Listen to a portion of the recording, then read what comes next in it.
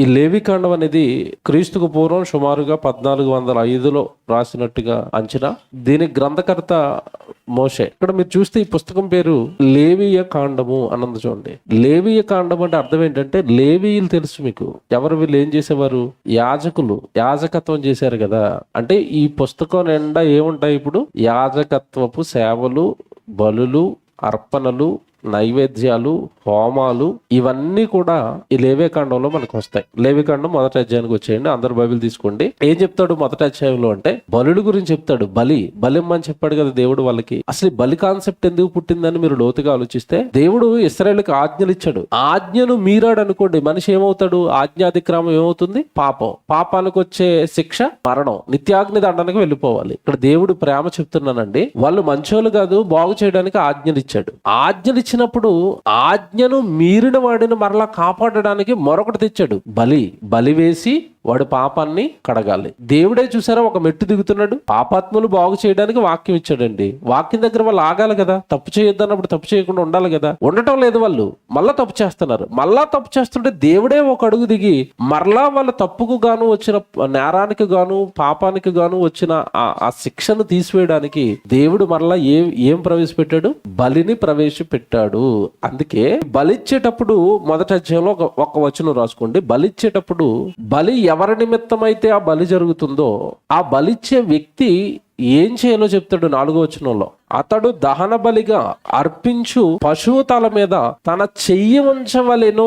ఎందుకు చెయ్యి పెట్టమన్నాడు చెప్పండి? ఇప్పుడు వీడు వ్యభిచారం చేశాడండి, ఓ మేకను పట్టుకొచ్చాడు. అంటే వ్యభిచార పాపం కడుక్కోవడానికి మేకను పట్టుకొచ్చాడు బలేయడానికి. ఆ బలేస్తున్నప్పుడు వీడు చెయ్యి ఎక్కడ పెట్టానట? తల మీద వీడు చెయ్యి పెట్టి వీడి కళ్ళ ముందే మేకను నరికేస్తున్నారు అనుకోండి. ఈ పాపం చేసినోడికి ఎలాగుంటది? నా వల్లే ఒక జీవం తల తెగిపడి రక్తం చిమ్ముకుంటూ గిలగిల కొట్టుకుంటూ చచ్చిపోతుందంటే, నా వల్ల ఒక జీవి చచ్చిపోయిందంటే, నేను మరలా పాపం చేశాను అనుకోండి, మరలా ఇంకో జీవి చచ్చిపోద్దా? ఆ చచ్చిపోవటం కూడా ఎలా చచ్చిపోతుంది? కళ్ళ ముందు ఇతడు నెత్తి మీద చెయ్యేస్తే తల నరికేస్తున్నారు. ఎంత క్రూరంగా చచ్చిపోతుంది చూసారా జీవి. అంటే దేవుడు ఆలోచన ఏంటి? ఒరే, నువ్వు తప్పు చేసినందుకే ఒక జీవి చచ్చిపోయింది, ఇక మీద నువ్వేం చేయకూడదు? తప్పు చేయకూడదు, మరలా తిరిగి పాపం చేయకూడదు. నువ్వు బలేసావు గనక నీ పాపాన్ని తీసేశాను, నువ్వు ఇచ్చిన బలిని నేను అంగీకరించాను. పాప క్షమాపణ ఆన్ స్పాట్ దొరికిపోతుంది వాళ్ళకి. ఓకేనా? ఇది పాత నిబంధనలో ఇవ్వబడిన బలుల విషయమై. మరి ఆ జీవిని తెచ్చి బలిచ్చిన తర్వాత ఎక్కడ పడితే అక్కడ బలి ఇవ్వకూడదు. ఎక్కడ బలి ఇవ్వాలి అంటే మందిరం దగ్గరికి తీసుకురావాలి. మందిరపు ఆవరణాన్ని దగ్గరికి తీసుకుని రావాలి. అక్కడ యాజకుడు ఉండాలి. యాజకుడి సమక్షంలో ఈ బలంతా జరగాలి. తర్వాత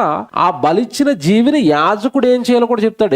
ఎటు పడితే చేయకూడదు. తర్వాత చూడండి 5వ వచనం. అతడు యెహోవా సన్నిధిని ఆ కోడె దేవుడను వధించిన తర్వాత యాజకులైన అహరోను కుమారులు దాని రక్తము తెచ్చి ప్రత్యక్షపు గుడారం ఎదుటనున్న బలిపీఠము చుట్టూ ఆ రక్తమును ప్రోక్షింపవలెను. చూసారా, వీడు పాపం చేసినందుకు ఏం కార్చబడింది? అక్కడ జంతు రక్తం.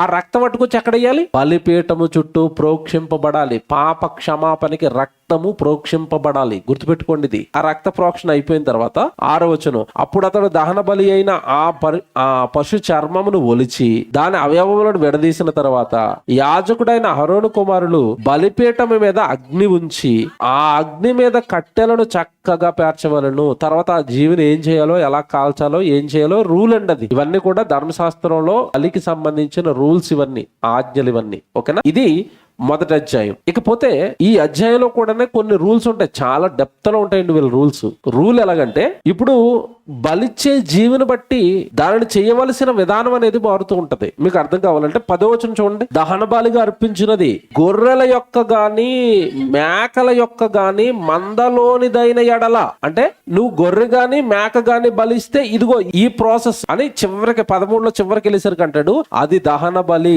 అనగా యెహోవాకు ఇంపైన సువాసన కలిగిన హోమము. అంటే నువ్వు మేక గాని గొర్రె గాని తెస్తే ఇలా చెయ్యాలి. 14వ వచనం చూడండి. అతడు యెహోవాకు దహన బలిగా అర్పించినది పక్షి జాతిలోనిదైన ఎడల, అంటే మరి అందరూ గొర్రెలు మేకలే తయారు కదా. ఇది 14వ వచనంలో ఒకవేళ పక్షిని తీస్తే ఇలా చెయ్యండి అన్నారు. ఇది మొదటి అధ్యాయం అంతా కూడా. అంటే బలులు మీరు ఎలా అర్పించాలో మీకు అర్పించే విధానం చెబుతాను. ఆ బలిని అర్పించేటప్పుడు నీ చెయ్యి వాటి నెత్తి మీద ఉండాలి. నీ పక్షాన అది బలైపోయింది గనక ఇక మీదట నువ్వేం చేయకూడదు? చేయకూడదు, పాపం చేయకూడదు అన్న ఉద్దేశంతో దేవుడు బలులను ప్రవేశపెట్టి బలికి సంబంధించిన నియమాలన్నీ మొదటి అధ్యాయంలో చెప్పాడు. రెండో అధ్యాయానికి వచ్చేసరికి ఏం చెప్తాడు అంటే నైవేద్యం. మీరు దేవుడికి నైవేద్యాలు ఇవ్వాలి, దేవుడికి అర్పణలు ఇవ్వాలి. ఆ నైవేద్యం పెట్టే విధానం ఎలా ఉండాలి అంటే, నైవేద్యం పెట్టేటప్పుడు ఎలా ఉండాలంటే, మీరు గోధుమ పిండినే తీసుకుని రావాలి. నైవేద్యానికి ఏం పట్టుకోవాలట? గోధుమ పిండి పట్టుకుని రావాలి. గోధుమ పిండి పట్టుకొచ్చి అతడు దాని మీద నూనె పోసి తామ్రాన్ని వేసి యాజకులకు అహరోను కుమారుల యొద్దకు దానిని తేవలెను. అందులో నుండి యాజకుడు తన చారతో చేరెడు నూనెయు చేరెడు గోధుమ పిండియు దానికి సాంబ్రాణి అంతయు తీసుకుని యెహోవాకు ఇంపైన సువాసన గల హోమముగా బలిపీఠము మీద అందులో ఒక భాగము జ్ఞాపకార్థముగా దహింపవలెను. ఆ నైవేద్య శేషము అహరోనుకును అతని కుమారులకును ఉండును. ఇప్పుడు అర్పణ తేటం వెనకాల దేవుడి ఉద్దేశం ఏంటి చెప్పండి? దేవుడు వాళ్ళకి రెండు నేర్పిస్తున్నాడు. జాగ్రత్తగా వినాలి. మీరు మీకు కలిగిన దాంట్లో పట్టుకుని దేవుడి దగ్గరికి రావాలి, దేవుడికి మీరు నైవేద్యం పెట్టాలి అని ఎందుకు నేర్పిస్తున్నాడు తెలుసండి? ఒకటి, అప్పుడే వాళ్ళు ఇశ్రాయేలు దేవుడి దగ్గరికి వచ్చారు. దేవుడు మనకి పెట్టడమే కాదు, దేవుడు మనకి చేయటమే కాదు, మనం దేవుడికి కూడా చెయ్యాలి. మనం మన కష్టంలో నుంచి దేవుడికి కూడా ఇవ్వాలి అన్నది నేర్పిస్తున్నాడు. దేవుడు మనకి సృష్టించాడు, దేవుడు మనకు ప్రాణం ఇచ్చాడు, ఆత్మ ఇచ్చాడు, కాపాడుతున్నాడు. అలా ఇచ్చే దేవుడికి మనకు కలిగిన దాంట్లో మనం కూడా దేవుడికి ఏదో ఒకటి ఇవ్వాలి. ఒకటి. నెక్స్ట్ ఇక్కడ ఏం జరుగుతుందో తెలుసండి? దేవుడు మందిరానికి నైవేద్యం వల్ల పట్టుకొచ్చినప్పుడు అది దేవుడికి ఇవ్వటంతో పాటుగా అక్కడ దేవుడు సేవ చేస్తున్న యాజకుడు కూడా వీళ్ళు తెచ్చిన దాని వల్ల బ్రతుకుతున్నాడు. ఆ నైవేద్యంలో కొంత భాగం ఎవరికి వెళ్తుందట? యాజకులకు వెళుతుంది. చివరి మాట చూడండి, 3వ వచనం. ఆ నైవేద్య శేషము అహరోనుకును అతని కుమారులకును ఉండును. యెహోవాకు అర్పించు హోమములలో అది అతి పరిశుద్ధము అన్నాడు. అంటే అర్థం ఏంటంటే, మందిరములో సేవ చేస్తున్న యాజకులు, దేవుని సేవకులు, నువ్వు పెట్టే దాని వలన వాళ్ళ కుటుంబాలు కూడా పెంచి పోషించబడాలి. సేవకుడు బ్రతకాలి, సేవకుడికి నువ్వు ఇవ్వాలి, సేవకుడికి నువ్వు పెట్టాలి. ఒకటి దేవుడికి పెట్టాలి, రెండోది అక్కడే సేవ చేస్తున్న సేవకుడికి కూడా నువ్వు పెట్టాలి. ఇవ్వటం నేర్పిస్తున్నాడండి. చిన్న చిన్న పాఠాలు మనకి నేర్పిస్తుంది. అంటే ఇక్కడికి ప్రారంభంలో తొలిలో అప్పుడే దేవుడి దగ్గరకు వచ్చారు గనక వీళ్ళు మీ పాపాన్ని కడుక్కోవడానికి జంతుకు బలయ్యండి. రెండవది, మీరు బ్రతుకుతున్నప్పుడు మిమ్మల్ని బ్రతుకునిస్తున్నది దేవుడు గనక దేవునికి పెట్టే మనసు కూడా మీకు ఉండాలి, దేవుడికి ఇచ్చే మనసు కూడా మీకు ఉండాలి. చాలా మందిలో నుండి నేను చూస్తాం కదండి, దేవుడికి ఇచ్చే మనసు అసలు ఉండదు. వాళ్ళు గుడికి వస్తారు, వెళతారు, భక్తిగా ఉంటారు, ప్రార్థనలు చేసుకుంటారు, వాళ్ళ కుటుంబం అంతా బాగుంటది. కానీ దేవుడికి ఇచ్చే విషయంలో వెనకే ఉంటారు. అసలు దేవుడికి ఇవ్వరు, దేవుడికి ఏమి పెట్టరు. పెట్టాలి, ప్రేమించాలి. ఇది ఎవరి తత్వం? దేవుని తత్వం. ఇప్పుడు నేను పెట్టేవాడినైనప్పుడు, నేను ఇచ్చేవాడినైనప్పుడు నా పిల్లలు కూడా మీలో ఎలాంటి స్వభావం ఉండాలి? మీరు పెట్టాలి కదా, మీరు తేవాలి కదా, మీరు ఇవ్వాలి కదా. కాబట్టి మీరు దేవుడికి ఏం పెట్టాలి? నైవేద్యం పెట్టండి. చాలా మంది అనుకున్నారు నైవేద్యం అనగానే బైబిల్ చదివి ఇదేంటంటే ఐదవ సోదరుల నైవేద్యంలాగా ఈ ఆ కథలు కాదు బాబు ఇవి. ఇక్కడ దేవుడి కాన్సెప్ట్ అంతా వేరు. జ్ఞానం నేర్పించడానికి ఇవన్నీ. పెట్టే మనసు నీకు ఉండాలి, సేవకుడికి పెట్టాలి, సహోదరుడికి పెట్టాలి, దేవుడికి పెట్టాలి. నీకు ఉన్న దాంట్లో పెట్టుకునే మనస్తత్వంతో ఉండాలి. ఇది నేర్పించడానికి వాళ్ళు దగ్గరకు వచ్చిన తొలినాళ్లలోనే ఈ 2వ అధ్యాయంలోకి వచ్చేసరికి దేవుడికి మీరు ఏం పెట్టాలి? నైవేద్యం పెట్టాలి అన్నది నేర్పించుకుంటూ వచ్చాడు. ముందు ఏమడిగాడంటే అక్కడ నైవేద్యంగా ఏమడుగుతున్నాడు చెప్పండి? జస్ట్ గోధుమ పిండి తెస్తే చాలు అంటాడు.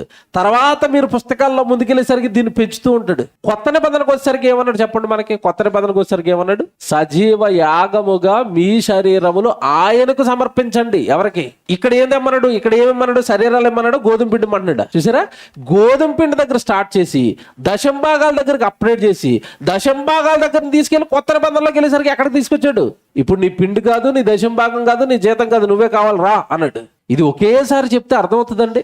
అర్థమవుతుంది కనుక నెమ్మదిగా చిన్న చిన్నగా గోధుమ పిండి తండు బాబు, తర్వాత మీ దశంభాగం తండు బాబు, తర్వాత మీ బరుడు తండు బాబు, తేవాలి, పెట్టాలి, ఇవ్వాలి. ఈ గుణాన్ని నేర్పిస్తున్నాడండి. ఇవ్వటం నేర్పిస్తున్నట్టుగా ఈ 2వ అధ్యాయం మనకు కనబడుతుంది. ఓకేనా? ఇవ్వాలనుకున్నప్పుడు ఇచ్చేవాడి దగ్గర అందరి దగ్గర ఒకటే ఉండదు కదా. ఎవడ స్తోమతను బట్టి వాడు ఇస్తాడు. ఇచ్చేటప్పుడు కూడా ఇదిగో అతను అది తెస్తే ఇలా చేయాలి, ఇది తెస్తే అలా చేయాలి. మొదట ఏం చెప్పాడు పైన 2వ అధ్యాయంలో? గోధుమ పిండి తెస్తే మీరు ఇలాగ ఇవ్వాలి, నైవేద్యం ఎలా పెట్టాలి అని చెప్పాడు. 4వ వచనానికి వెళ్ళేసరికి కొంతమంది ఏం తెచ్చారు చూడండి. 4వ వచనానికి వెళ్ళేసరికి నీవు పొయ్యిలో కాల్చిన నైవేద్యము చేయనప్పుడు వీళ్ళేం పట్టుకొచ్చారు దేవుడికి? వాళ్ళు ఒత్తి పిండి పట్టుకొస్తే ఒత్తి పిండి ఏమిస్తామండి దేవుడికి, నేను రొట్టెలు కాల్చుకుని వెళ్తానండి, కాల్చుకుని తెచ్చారు. వీళ్ళు ఇంకా మంచోళ్ళు కదా. రొట్టెలు కాల్చుకుని తెచ్చారు దేవుడికి. సేవకుడు అక్కడ ఉంటాడు కదా, తింటాడు కదా. మరి దేవుడికి వెళ్ళిపోతే మిగతా భాగం ఎవరికి వెళ్ళిపోద్ది? సేవకుడికి వెళ్ళిపోద్ది కదా.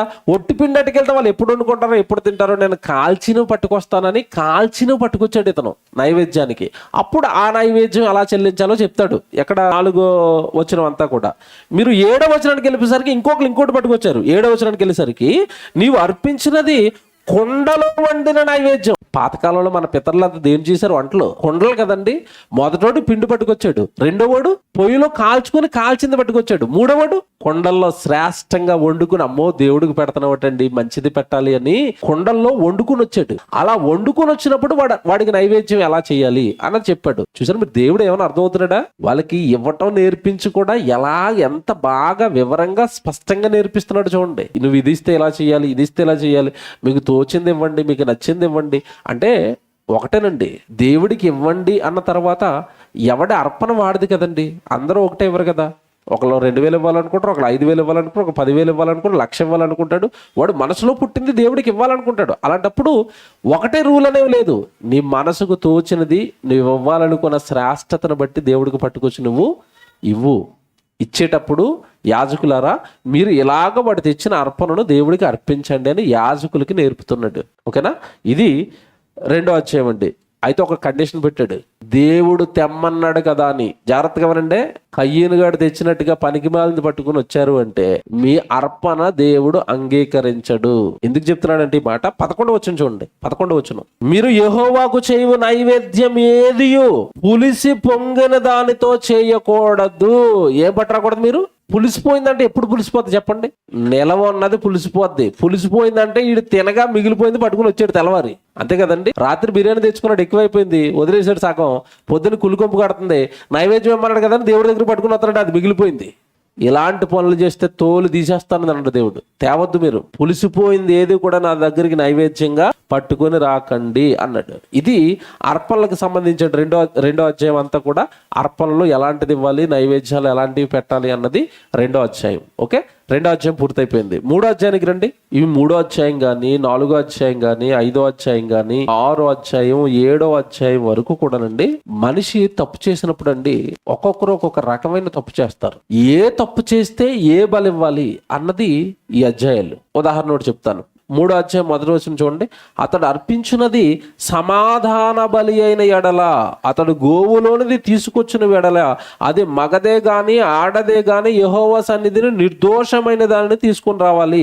అంటే సమాధాన బలి. నేను దేవుడితో సమాధాన పడతాను, నేను దేవుడికి విరుద్ధంగా బ్రతుకుతున్నాను, దేవుడి వాక్యానుసారంగా నేను బ్రతకటం లేదు, సమాధాన బలి, నేను దేవుడితో సమాధాన పడడానికి వచ్చానని సమాధాన పడడానికి వస్తే గనక బలి ఎలా ఇవ్వాలో చెప్పాడు. ఇప్పుడు 6వ వచనానికి వెళ్ళేసరికి ఏం చెప్తాడంటే, నువ్వు తెచ్చిన సమాధాన బలి గొర్రెలతో అయితే ఆ బలి ఎలాగే ఇవ్వాలో చెప్తాడు.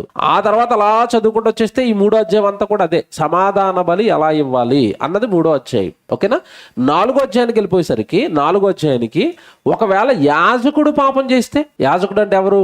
ఆ మందిరం దగ్గరుండి ఈ ప్రజల పక్షాన్ని తన రక్తం పట్టుకెళ్లి బలిపీఠం చుట్టూ ప్రోక్షిస్తూ సేవకుడుగా యాజకుడుగా ఉన్న అతను గనుక, యాజకుడు అతను కూడా మనిషే కదా, తప్పు చేస్తాడు కదా.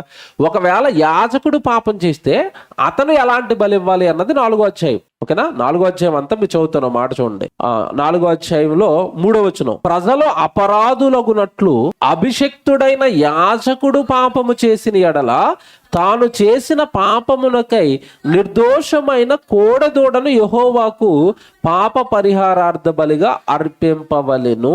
ఆ విధానం ఎలా ఉండాలి అంటే, యెహోవా సన్నిధిని కోడదూడను తెచ్చి తల మీద చెయ్యి ఉంచి యెహోవా సన్నిధిని కోడదూడను వాదింపవలను.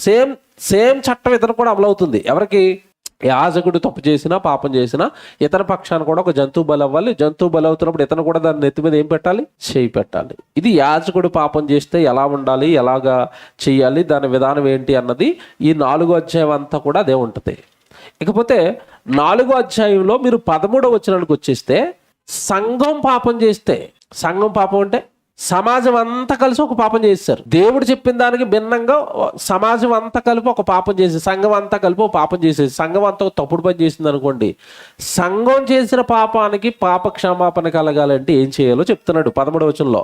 ఇశ్రాయేలు సమాజం అంతయు పొరపాటును ఏ తప్పిదము చేసి యెహోవా ఆజ్ఞలన్నిటిలో దేనినైనను మీరి చేయరాని పని చేసి అపరాధులైన ఎడల వారు ఆజ్ఞకు విరోధముగా చేసిన ఆ పాపములకు తమకు తెలియబడినప్పుడు సంఘము పాప పరిహారార్థ బలిగా ఒక కోడెతోడను అర్పించాలి. చూసారా, మీకు ఏమర్థమవుతుంది చెప్పండి? ఓ పక్క అది కష్టంగా అనిపిస్తుంది, ఓ పక్క సులువుగా అనిపిస్తుంది. ఇవన్నీ ఆలోచించినప్పుడు మన వల్ల అవుతుంది అనిపిస్తుంది. మీరు ఇంకా ముందుకెళ్ళేసరికి మీరు ఆశ్చర్యపోతారు. నోరు ఎల్లబెట్టే పాపాలు చెప్తాను ఇప్పుడు. అసలు దీన్ని కూడా పాపంగా కన్సిడర్ చేశాడో దేవుడు అని భయం వేసేస్తుంది వాళ్ళకి. ఆ రోజండి చిన్న తప్పు జరిగిన అది పాపం అనేసి, ఓకేనా. 21కి వెళ్ళేసరికి 21లో చెప్తాడు చూడండి. ఆ కోడె దూడను పాలెము వెలుపలకు మోసుకొని పోయి ఆ మొదటి కోడెను కాల్చినట్లు కాల్చవలెను. ఇది సంఘము పాప పరిహారార్థ బలి. సంఘం తప్పు చేస్తే ఈ బలి అయిపోయింది ఇక్కడతో. నెక్స్ట్ 22కి వెళ్ళేసరికి అధికారి పాపం చేస్తే ఏం చేయాలి? అధికారి అంటే ఎవరు? ప్రజల పైన అధికారులు ఉంటారు కదండి. ఇప్పుడు అధికారులు ఎవరు చెప్పండి మనకి? ఎమ్మెల్యే మన పైన ఎవరు? అధికారి. ఎంఆర్ఓ అధికారి. మన పైన అధికారులు ఉంటారు కదా. ఇశ్రాయేల్లో కూడా దేవుడు కొంతమందిని అధికారులుగా నియమించాడు. వాళ్ళు ఏమైనా తప్పు చేస్తే వాళ్ళు కంటిన పాపాన్ని కడుక్కోవడానికి వాళ్ళు ఏం చేయాలి అన్నది 22వ వచనం. అధికారి పొరపాటు చేసి పాపము చేసి తన దేవుడైన యెహోవా ఆజ్ఞలన్నిటిలో దేనినైనను మీరు చేయరాని పనులు చేసి అపరాధి అయిన ఎడల అతడు ఏ పాపము చేసి పాప అయినో అది తనకు తెలియబడిన ఎడల అతడు నిర్దోషమైన మగ మేక పిల్లను అర్పణగా తీసుకుని వచ్చి, చూసారా ఏది పడితే తేడానికి కుదరదు, ఆజ్ఞలు పెడుతున్నాడు. చూసారా, అధికారి పాపం చేస్తే ఏం తీసుకురావాలంటే ఖచ్చితంగా మగ మేక పిల్ల అన్నది. చూసారా, అక్కడ బలిచ్చేటప్పుడు దేని పడితే దాన్ని తేకూడదు, మగ మేక పిల్ల తేవాలి. కారణం నువ్వు అధికారి అయ్యుండి తప్పు చేసావు కాబట్టి నీకు కండిషన్. ఇది బలివ్వాలి. అప్పుడు అతని పాపం అనేది క్షమించబడుతుంది. 27కి వెళ్ళేసరికి మీ దేశస్తుల్లో ఎవడైనా పొరపాటున పాపం చేస్తే, మీ దేశస్తుల్లో దేశంలో ఉన్నవాడు ఎవడైనా పాపం చేస్తే వాడు ఎలాంటి బలి ఇవ్వాలి అన్నది అక్కడ ఉంటది. ఆ తర్వాత 32కి వచ్చేసరికి ఎవడైనా పాప పరిహారార్థ బలిగా అర్పించుట గొర్రెను తెస్తే ఆ గొర్రెను ఎలా బలి ఇవ్వాలి అన్నది 32వ వచనం. ఇప్పుడు ఈ నాలుగో అధ్యాయం అంతా అయిపోయిందండి. ఇక 5వ అధ్యాయానికి వచ్చేసరికి ఇక్కడ చాలా జాగ్రత్తగా వినాలి. 5వ అధ్యాయం చాలా ఇంపార్టెంట్. అందరు దయచేసి బైబిల్ చూడండి. దేవుడండి వ్యక్తిగత జీవితంలో చేస్తున్న ప్రతి పొరపాటును కూడా పాపంగానే చూస్తాడు అన్నది 5వ అధ్యాయం మనకి చాలా పాఠం నేర్పిస్తుందండి. 5వ అధ్యాయం చదువుదాం చూడండి. ఒకడు ఒట్టు పెట్టుకున్న వాడై తాను చూసిన దానిని గూర్చి తనకు తెలిసిన దానిని గూర్చి సాక్షి అయి ఉండి దాన్ని తెలియచేయక పాపము చేసిన ఎడల అతడు తన దోష శిక్ష భరించును. మీకు ఏమర్థమైంది చెప్పండి? ఒక అతను ఒక మర్డర్ జరగడం కల్లారా చూసాడండి. చూస్తున్నప్పుడు చూశాడు, విన్నాడు, కానీ సాక్ష్యం చెప్పడానికి వెళ్ళలేదు. నిజమేనండి, ఇతను చంపేసాడండి, ఇతను హంతకుడండి అని సాక్ష్యం చెప్పడానికి వెళ్ళలేదు. చూసింది, కల్లారా చూసింది, సాక్ష్యం చెప్పడానికి వెళ్ళకపోవటం కూడా నేరమే అన్నాడు చూడండి దేవుడు. చెప్పకపోవటం కూడా నేరం. తప్పు చేసావు, అది కూడా అపరాధమే. ఎందుకు నువ్వు న్యాయం చెప్పలేదు? ఎందుకు నువ్వు సాక్ష్యం చెప్పలేదు? అన్యాయంగా ఒకరిని చంపుతున్నప్పుడు నువ్వు చూసి కూడా నువ్వు సైలెంట్గా ఎందుకు ఉండిపోయావు అంటేనండి, నైతిక విలువలు నేర్పిస్తున్నాడు దేవుడు. విలువలు నేర్పిస్తున్నాడు, వ్యక్తిగత విలువలు ఇవి. నాకెందుకు అనుకుంటారు చాలా మంది. అలాగే ఎలాగవుతుంది? అన్యాయం జరుగుతున్నప్పుడు నీ వల్ల అయినా సహాయం అన్యాయం అయిపోయిన వాడికి చెయ్యాలి కదా. నువ్వు అలా ఎందుకు సైలెంట్గా ఉంటున్నావు? ఎందుకు నువ్వు సాక్ష్యం చెప్పలేదు? ఎందుకు అతని పక్షాన నువ్వు న్యాయం అడగలేదు? చూసారా, కిందకి వెళ్దాం. 2వ వచనానికి వెళ్ళేసరికి మరొకడు ఏ అపవిత్రమైన వస్తువునైనను ముట్టిన ఎడల అది అపవిత్రమైన మృగము కళేబారమే గాని, అపవిత్ర పశు కళేబారమే గాని, అపవిత్రమైన ప్రాకెడు జంతువు కళేబారమే గాని అది అపవిత్రమని తనకు తెలియకపోయినను అతడు అపవిత్రుడై అపరాధి అగును. కొన్ని ముట్టుకోవద్దని చెప్పాడండి దేవుడు. ఏ ముట్టుకోవద్దు అన్నాడు అంటే, కళేబారం అనగానే ఏంటనుకుంటున్నారు? చచ్చిపోయిన తర్వాత జీవి మాంసం అంతా తినేసిన తర్వాత ఏం మిగులుతుంది చెప్పండి? ఎముకలు మిగులుతాయి కదండి. దాన్ని ఏమంటారు? కళేబారం. దాన్ని ముట్టుకున్నాం అనుకోండి, దాని నిండా ఏముంటాయి? క్రిములు ఉంటాయి. ఆ క్రిములు భయంకరమైన రోగాలను కలగజేస్తాయి.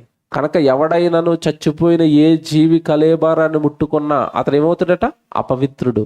ఏమండి, నాకు ఇదంతా చదివిన తర్వాత ఒకటి అర్థమైపోయిందండి. దేవుడు దేహాన్ని కూడా చాలా పవిత్రంగా పెట్టుకోమని చెప్తున్నాడు. దేహం కూడా జాగ్రత్త. దేన్ని పడితే దాన్ని ముట్టుకోవటం, ఏది పడితే అది తినటం, ఎలా పడితే అలా దేహాన్ని పాడు చేసుకోకూడదు. ఆ కళేబారాన్ని ముట్టుకుంటే దానివల్ల నీ శరీరానికి అనారోగ్యం వస్తుంది. నువ్వు అది ముట్టుకున్నా కూడా నువ్వు ఎవరవట? అపవిత్రుడివి అన్నాడు. చూసారా, అపవిత్రత వస్తుంది అన్నాడు. ఇదంతా కూడా మెడికల్ రీజన్స్ అంతే. చాలా మంది ధర్మశాస్త్రం అర్థం కాక జంతువుని ముట్టుకోవద్దు అన్నాడు, శవాన్ని ముట్టుకోవద్దు అన్నాడు, అదేదో మైలండి అనుకుంటారు ఇప్పటికీ మనోళ్ళు. ఇప్పుడు హైందవ ధర్మంలో చచ్చిపోయిన తర్వాత వ్యక్తి ఇంటి కుటుంబీకుడు అనుకోండి, ఏముందంటారు మనకి, మైలు వచ్చేసింది, వారం రోజులు నేను ఎవరిని ముట్టుకోను, ఇంట్లోంచి రానంటారు. ఇది కాదండి అక్కడ దేవుడు చెప్తున్నది, మెడికల్ రీజన్స్ ఇవన్నీ.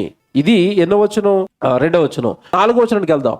మరియు కీడైనను మేలైనను మనుషులు వ్యర్థముగా ఒట్టు పెట్టుకొని చేసేదమని పలుకు మాటలలో మరి దేనినైనను యోచింపక చేసేదనని ఒకడు పెదవులతో వ్యర్థముగా ఒట్టు పెట్టుకుని ఎడల అది తెలిసిన తర్వాత అతడు అపరాధే. నేను అది చేసేస్తాను ఇది చేసేస్తానని దేవుడి కోసం ఒట్టు పెట్టేసాడట. అది చేయకపోతే వాడు ఏమవుతాడట? అపరాధి. విలువలు అంటే ఇవన్నీ ఏమి నేర్పిస్తున్నాడంటే విలువ. నువ్వు దేవుడికి మాట ఇచ్చావంటే చెయ్యాలి. ముందేం చెప్పాడు? ఎవరికైనా అన్యాయం అయిపోతుంటే వాడి పక్షాన్ని నిలబడి మాట్లాడాలి. విలువలు నేర్పిస్తున్నాడు. అలా కిందకి వెళ్ళిపోసరికండి షాక్ అయిపోయే విషయం ఒకటి ఉంటుంది 17వ వచనంలో. చేయకూడదని యెహోవా ఆజ్ఞాపించిన వాటిలో దేనినైనాను ఒకడు చేసి ఒకడు పాపి అయిన ఎడల అది పొరపాటున జరిగినను అతడు అపరాధి అయి తన దోష శిక్షను భరించును. ఎంత సీరియస్ కొని చూసారా? ఎంత భయం వేస్తే తెలుసండి ఎవరికైనా, మీకు బాగా చదివితే అర్థమవుతుంది. నేను ఏది చేయమన్నానో అది చెయ్యాలి, ఏది చెయ్యొద్దన్నానో అది మానేయాలి. నా మాటని మీరు నువ్వు ఏదైనా చేసావా నువ్వు పాపివే అన్నాడు. దానికి బలులు ఇవ్వాలి అంటాడు. ఇది 5వ అధ్యాయం అండి.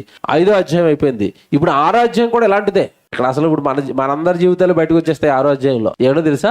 6వ అధ్యాయం చదువుదాం చూడండి. మరియు యెహోవా మోషేకి ఇలాగ సెలవిచ్చాను, ఒకడు యెహోవాకు విరోధముగా ద్రోహము చేసి పాపి అయిన ఎడల అతడు తాను అప్పగింపబడిన దాన్ని గూర్చియే గాని, తాకట్టు ఉంచిన దానిని గూర్చియే గాని, దోచుకొనిన దానిని గూర్చియే గాని తన పొరుగువానితో బొంకిన ఎడలనేమి అన్నాడు. బొంకటం అంటే ఎవరైనా బొంకకు రండి సంగతి నాకు తెలిసిన అంటారు అప్పుడప్పుడు మన వాళ్ళు. బొంకటం అంటే ఏంటి? బొంకటం మనం చేయవండి, చేస్తామా చేయవా? ఎలా చేస్తాం చాలాసార్లు. మనుషుల దగ్గర కామనే, వదిలేండి అయ్యి. మనుషుల దగ్గర చేసి చెప్పాలంటే బోల్డ్ ఉంటాయి. దేవుడికి కూడా చేస్తాం, దేవుడి దగ్గర కూడా బొంకుతాం. ఎలాగా? దేవుడు చెప్పిన పని చేయకుండా, దేవుడు బ్రతకమన్నట్టుగా బ్రతకకుండా, మనకి కష్టం వచ్చినప్పుడు దేవా కాపాడు, దేవా కాపాడు, ఇక మీదట మళ్ళా నేను ఎప్పుడు ఎలాంటి తప్పు చేయను తండ్రి అని మన జీవితంలో మనం ఎన్నిసార్లు అని ఉంటాం చెప్పండి. కరోనా టైంలో అందరు ఇదే కదండి బొంకారు. కరోనా పోయిన తర్వాత ఎవడైనా బొంకింది జ్ఞాపకం పెట్టుకున్నాడా? జ్ఞాపకం పెట్టుకుంటే దేవుడికి దూరంగా బ్రతుకుతాడా? అంటే దేవుడికి ఇచ్చిన మాటను మర్చిపోయి పదే అది మరలా మనం చెప్పటం ఏంటవుతుంది తెలుసా? బొంకుతున్నారండి. ఆ బొంకిన వాడు కూడా ఏమవుతాడట? నేరస్తుడు. సహోదరుడితో బొంకిన నేరస్తుడివే, నాకు విరోధంగా నువ్వు ఏదైనా బొంకినా కూడా నేరస్తుడివే అనేసాడు. ఇది 6వ అధ్యాయం. చాలా డేంజర్గా ఉంటుందండి ఇది 6వ అధ్యాయం అంతా కూడా.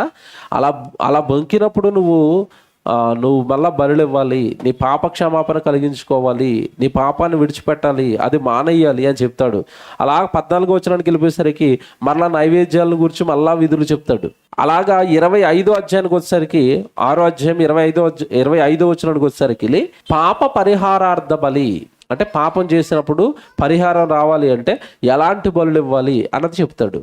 7వ అధ్యాయం ప్రారంభానికి వచ్చేసరికి అపరాధ పరిహారార్థ బలి అని ఉంటా చూడండి. ఇవన్నీ డిఫరెంట్ కేసెస్ అండి. అలాగే చేసిన ప్రతి పాపానికి ఒక మెథడ్ కాదు, ఒక పద్ధతి కాదు. నువ్వు ఇది చేస్తే ఈ బలి, ఇది చేస్తే ఈ బలి, ఇలా చేస్తే ఈ బలి. మీరు 25లో చదువుకున్నదేమో పాప పరిహారార్థ బలి, 7వ అధ్యాయం 1వ వచనంలో చదువుకుంటున్నది అపరాధ పరిహారార్థ బలి. పాప పరిహారార్థ బలి, అపరాధం, పాపం అపరాధం, పాపం అపరాధం. చూసారా? ఇవన్నీ బలులు ఇవ్వాలి అంటాడు. 7వ అధ్యాయం అంతా కూడా అదే. 11వ వచనానికి 7వ అధ్యాయం 11వ వచనానికి వెళ్ళేసరికి సమాధాన బలి అని ఉంటుంది చూడండి. ఆ సమాధాన బలి ఎలా ఇవ్వాలి అన్నది 7వ అధ్యాయము 11వ వచనం. తర్వాత ఇక్కడ మోస్ట్ ఇంపార్టెంట్ ఒకటి చెప్పాడండి. నేను బలు ఇమ్మంటున్నాను కదా, ఆ బలుల్లో కొంచెం మీరు తినడానికి కూడా మీకు ఆజ్ఞ ఇచ్చాను కదా, తినేటప్పుడు జంతువులను తినేటప్పుడు మాంసం తినేటప్పుడు మీ ఆరోగ్యాలు పాడైపోతే జాగ్రత్తగా తినండి అని ఒక సూచన ఇస్తాడు. ఇదే 7వ అధ్యాయంలో 23వ వచనంలో చూడండి. 7వ అధ్యాయం 23లో ఇది ఒకటి రాసుకోండి. మాంసం తినేటప్పుడు మనకు కూడా ఉపయోగపడుతుంది ఇది. చాలా మందికి అండి మాంసం కొట్టేటప్పుడు వాడిని ఏం అడుగుతారు తెలుసా? కొంచెం కొవ్వేయండి అంటారు. కొవ్వేస్తే కొవ్వొట్టి నువ్వు పోతావు. ఇదే చెప్తాడు ఇక్కడ 23లో. ఎద్దునే గాని గొర్రెనే గాని మేకదే గాని దేని క్రొవ్వును మీరు తినకూడదు అండర్లైన్ చేసుకోండి. కొవ్వు తినకండ్రా బాబు, మీకు కొవ్వొట్టేసి మీ హార్ట్ లో హోల్స్ అన్ని పూడుగు పడిపోయి హార్ట్ అటాక్ వచ్చి చచ్చిపోతారు. క్రొవ్వు తినకండి. సరే, క్రొవ్వు తినకండి. ఇంకా చచ్చిన దాని క్రొవ్వును, చీల్చిన దాని క్రొవ్వును ఏ పనికైనా నువ్వు వినియోగపరచవచ్చును గాని దాన్ని ఏమాత్రమో తినకూడదు. కొవ్వుతో పనులు చేసుకోవచ్చట. పనులు చేస్తారా? కొవ్వును చాలా వాటికి వాడతారు, మీకు తెలుసో లేదో. నూనె కింద వాడతారు, వస్తువులకి అప్లై చేయడానికి వాడతారు, ఇంకా ఏం చేస్తారండి, ఆ ఇన్స్ట్రుమెంట్లకి రాస్తారు మంచిగా ప్లే అవ్వడానికి. రకరకాలుగా క్రొవ్వును వాడకానికి వాడుకోండి, కానీ మీ శరీరంలోకి మాత్రం కొవ్వు వెళ్ళకూడదు. క్రొవ్వు డేంజర్ అని చెప్పాడండి దేవుడు. ఓకే, కానీ మనుషులకు ఏది ఇష్టం చెప్పండి? అసలు ఏటోనండి, దేవుడు ఏది వద్దంటాడో అదే చేస్తారు. వద్దురా అన్నాడు, మాకు కొవ్వు వేయండి అంటారు ఇల్లు. తర్వాత 26లో ఏమంటున్నాడు తెలుసా? మరియు పక్షిదే గాని జంతువుదే గాని ఏ రక్తమును మీరు నివాసములన్నిటిలోనూ తినకూడదు. ఎవడు రక్తము తినునో వాడు తన ప్రజల్లో నుండి కొట్టివేయబడి తరివేయండి అన్నాడు. ఏం తింటే? రక్తం తినకూడదట. నేను చాలా చోట్ల గ్రామాల్లో చూసానండి, మీరు చూసుంటారు. నా చిన్నప్పుడు ఎక్కువగా చూసేవాడిని దీన్ని. మేకను నరికేసిన తర్వాత అంటే ఆ పీక్ కింద పళ్ళుని పెడతారు ఇలాగా. ఆ రక్తం అంతా పళ్ళులో పడిపోద్ది. పళ్ళులో పడిపోయి ఒక గంట అగ్గానే అది ఎలాగైపోతుంది తెలుసండి? గడ్డ కట్టేసి మన కేక్ ముక్కలు కోస్తుంటే ఎలా కట్ అవుతుంది అలా కట్ అవుతుంది. ఆ కేక్ ముక్కలు కట్ చేసుకుని ఆ రక్తాన్ని కూర వండేవారు, తెలుసా మీకు? నిజంగానండి, ఆ మేకలో గాని ఆవులో గాని ఎన్ని రోగాలు ఉన్నాయో ఆ రోగాలన్నీ కూడా, రోగాలకి నివాస స్థలం ఏంటి చెప్పండి? రోగాలన్నీ దేంట్లో ఉంటాయి. ఇప్పుడు మనకి జ్వరం వచ్చేసింది, 3 రోజులు తగ్గట్లేదు, డాక్టర్ గారు ఏం టెస్ట్ చేస్తాడు అంటే జ్వరం ఎందులో ఉంది అది. అంటే రోగాలన్నీ దేంట్లో ఉంటాయి? రక్తంలో ఉంటాయి. కనుక నువ్వేం తినకూడదు. ఏం దేవుడండి, మెడికల్ రాకమునిపే, శాస్త్ర ప్రపంచం రాకమునిపే ఇవన్నీ చెప్తున్నాడు చూసారా? రక్తం తినొద్దు కొడుక రోగాలు వస్తాయి నీకు, కొవ్వు తినొద్దు కొడుక రోగాలు వస్తాయి నీకు. ధర్మశాస్త్రం సూపరా? అసలు వాళ్ళకి దేవుడండి దాచి ఉంచిన విషయం ఏది లేదండి, అన్ని చెప్పాడండి. బ్రతకటం చెప్తున్నాడు, తిండి చెప్తున్నాడు, పాపం పోవాలంటే ఏం చేయాలో చెప్తున్నాడు. ఇంత గొప్పగా ఏమంటే నిజంగా మాట్లాడే దేవుడు ఎక్కడైనా ఉంటాడండి? ఇన్ని చెప్తాడండి ఏ దేవుడైనా. ఆ తర్వాత అలా మీరు కిందకి వెళ్ళిపోయేసరికి వీటన్నిటి గురించి ఒక మాట చెప్తాడు. బలులకు సంబంధించిన విధులు అని 37 చదవండి ఒకసారి. ఇది దహన బలిని గూర్చియు, అపరాధ పరిహారార్థ బలిని, నైవేద్యమును గూర్చియు, పాప పరిహారార్థ బలిని గూర్చియు, అపరాధ పరిహారార్థ బలిని గూర్చియు, ప్రతిష్టార్పణములను గూర్చియు, సమాధాన బలిని గూర్చియు చేయబడిన విధి అన్నాడంటే మిగతా ముందు అధ్యాయాలన్నింటిలో కూడా ఇవన్నీ చెప్పుకుంటూ వచ్చాడని అర్థం. ఇక్కడతో క్లోజ్ అయిపోయింది అది. ఏ బలి ఎలాగ ఇవ్వాలో, ఎప్పుడు ఏది చేయాలో ఇదంతా చెప్పుకుంటూ వచ్చాడు. ఇప్పుడు 8వ అధ్యాయానికి వచ్చేసరికి నువ్వు అహరోను కుమారులైన యాజకులను సిద్ధపరచు. యాజకత్వం ఎలా చేయాలి, సేవ ఎలా చేయాలి, వస్తున్న ప్రజలతో ఎలా జాగ్రత్తగా ఉండాలి, వస్తున్న ప్రజలకి దేవుడి పక్షాన ఎలా జాగ్రత్తలు చెప్పాలి, భక్తిని నేర్పించాలి, పవిత్రత నేర్పించాలి, పరిశుద్ధత నేర్పించాలి. అహరోను కుమారులందరికీ ఇది చెప్పు, సేవ ఎలా చేయాలని చెప్పు, యాజకత్వం ఇలా ఉండాలని చెప్పు అని ఈ 8వ అధ్యాయం అంతా కూడానండి వాళ్ళకి చెప్తాడండి. యాజకులు ఎలా సేవ చేయాలి, ఎలా ఉండాలి దేవుడు దగ్గరకు వస్తున్న పిల్లలతో అని ఈ అధ్యాయం అంతా కూడా అదే. మీరు చదువుకుంటే అర్థమైపోతుంది. 9కి వచ్చేసరికండి అహరోను అలాగే మోషే అతని కుమారులు ఇశ్రాయేలు పెద్దలు అందరిని పిలిపిస్తారండి. ఇదిగో దేవుడు బలుల గురించి గాని అర్పణల గురించి గాని మనకి ఇలా చెప్పాడు, మీరు మీ కింద ఉన్న పిల్లలకి చెప్పుకోనండి, సమాజాన్ని అంతా జాగ్రత్తగా కాపాడండి అని ఈ 9వ అధ్యాయం అంతా ఇశ్రాయేలు పెద్దలకి దేవుడిచ్చిన ఆజ్ఞలు మళ్ళీ రిపీట్ చేసి చెప్తారు. ఇది 9వ అధ్యాయం అయిపోయింది. ఇక 10వ అధ్యాయానికి వెళ్ళేసరికి అప్పటి వరకు వాళ్ళు చూడని ఒక సంఘటన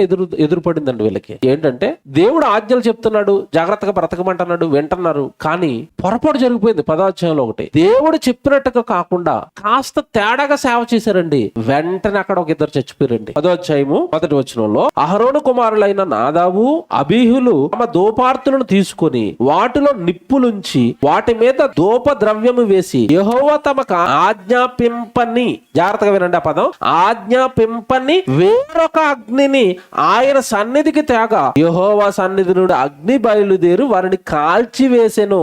బాబ్బా, చూసారా యాజకుడు ఎలా సేవ చేయాలో 8వ అధ్యాయం 9వ అధ్యాయంలో చెప్పి 10వ అధ్యాయానికి వచ్చేసరికి ఏ అగ్నితో ధూపార్తి వేయమన్నాడో ఆ అగ్ని కాకుండా వేరొక అగ్ని పట్టుకొచ్చారట. వెంటనే యాజకులైనా సరే సేవకులైనా సరే వాళ్ళిద్దరిని దేవుడు అగ్నితో ఏం చేశాడు? కాల్చి చంపేశాడండి. ఈ దెబ్బతో ఇశ్రాయేలు అందరిలోనూ కూడా చాలా భయం పుట్టింది. ఆజ్ఞ ప్రకారం బ్రతకకపోతే దేవుడు మనల్ని కూడా చంపేస్తాడు. ఇక్కడ నుంచి అండి అహరోనుకు యాజకులకు అందరికి చాలా భయం పుట్టిందండి. వెంటనే దేవుడు ఆజ్ఞలు ఇచ్చేశాడు. మీరు యాజకత్వం ఇచ్చాను కదా, దేవుడు సేవ చేయమన్నాను కదా, దేవుడు పని అప్పగించాను కదా అని ఎటు పడితే చేశారా? చాలా సీరియస్ అయిపోయింది. ఇదిగో యాజకత్వం చేసేవాడు ఎవ్వడు కూడా ద్రాక్ష రసం గాని మద్యం గాని త్రాగకూడదని ఆజ్ఞ వచ్చేసింది. ఎక్కడ? 8వ వచనం చూడండి మీరు, 10వ అధ్యాయం 8వ వచనంలో, మరియు అహరోనుతో ఇట్లనెను, మీరు ప్రత్యక్ష గుడారములోకి వచ్చినప్పుడు మీరు చావకుండునట్లు నీవును నీ కుమారులను ద్రాక్ష రసమునే గాని మద్యమును గాని త్రాగకూడదు త్రాగి లోపలికి వచ్చారనుకోండి పిచ్చి పిచ్చిగా చేస్తారు, చచ్చిపోతారు నా చేతుల్లో. చూసారు ఎలాగుందో? త్రాగుబోతులుగా మీరు ఉండకూడదు. ఇది 10వ అధ్యాయం అండి. ఇంక ఇదే ఉంటది, దీనికి సంబంధించిన కౌన్సిలింగ్ ఇస్తాడు. కిందకి వెళ్ళేసరికి ఇది 10వ అధ్యాయం. 11వ అధ్యాయానికి వచ్చేసరికి అంటే అసలు సంగతి ఏంటి 11కి అనేసరికి ఇందా నుంచి చెప్పుకుంటూ వస్తున్నాడు కదండి. నేను దేవుడు ఆ రోజు మెడికల్ గా మందులేమి లేవు. జాగ్రత్తగా వినండి. ఆ రోజు వైద్య వ్యవస్థ లేదు. రోగాలు వస్తే మనుషులు చచ్చిపోవటమే, మందులు లేవు కదండి. వాళ్ళకి దొరికిన నాటు వైద్యంతో ఏదో అలా జాగ్రత్తగా ప్రజలను బ్రతికించుకుంటూ వస్తున్న కాలం అది. కనుక రోగాలు ప్రబలితే మనుషులు చచ్చిపోతారు. కనుక మెడికల్ వాల్యూస్ ను దృష్టిలో పెట్టుకుని మీరు శవాలను ముట్టుకోకండి, జంతువుల కలేబారాలను ముట్టుకోకండి అని చెప్పుకుంటూ వచ్చి తిండి తినేటప్పుడు కూడా ఆంక్షలు పెడతాడండి 11వ అధ్యాయంలో. మీరు ఏది పడితే తినకూడదు. ముందు చెప్పాడు చూసారా, కొవ్వు రక్తం తినొద్దు అన్నట. ఇక్కడికి వచ్చేసరికి జంతువులలో కొన్ని జంతువులు మీరు తినకూడదు, ఏ జంతువును పడితే జంతువుని తినకూడదు అన్న రూల్ తెచ్చాడు. బాగా చదువుకోవాలి. 11వ అధ్యాయం చాలా బాగుంటదండి. 11వ అధ్యాయం చదువుతానే ఇప్పుడు 11వ అధ్యాయంలో 2వ వచనం చదవండి. 2వ వచనం, మీరు ఇశ్రాయేలుతో ఇలానండి, భూమి మీద ఉన్న జీవులు అన్నిటిలోనూ ఇదిగో మీరు ఇవి మాత్రమే తినాలి. జంతువులలో ఇక్కడ కండిషన్ ఏంటి? డెక్కలు ఉండాలి. దానికి డెక్కలు అంటే ఏంటి చెప్పండి? జంతువుకు డెక్కలు ఉంటాయి తెలుసా? ఎక్కడ ఉంటాయి చెప్పండి డెక్కలు? జంతువుల్లో ఏది డెక్కలు గలదై నెమరు వేయునో దానిని తినవచ్చును గాని నెమరు వేయు వాటిలో 2 డెక్కలు గల వాటిలో వీటిని మీరు తినకూడదు.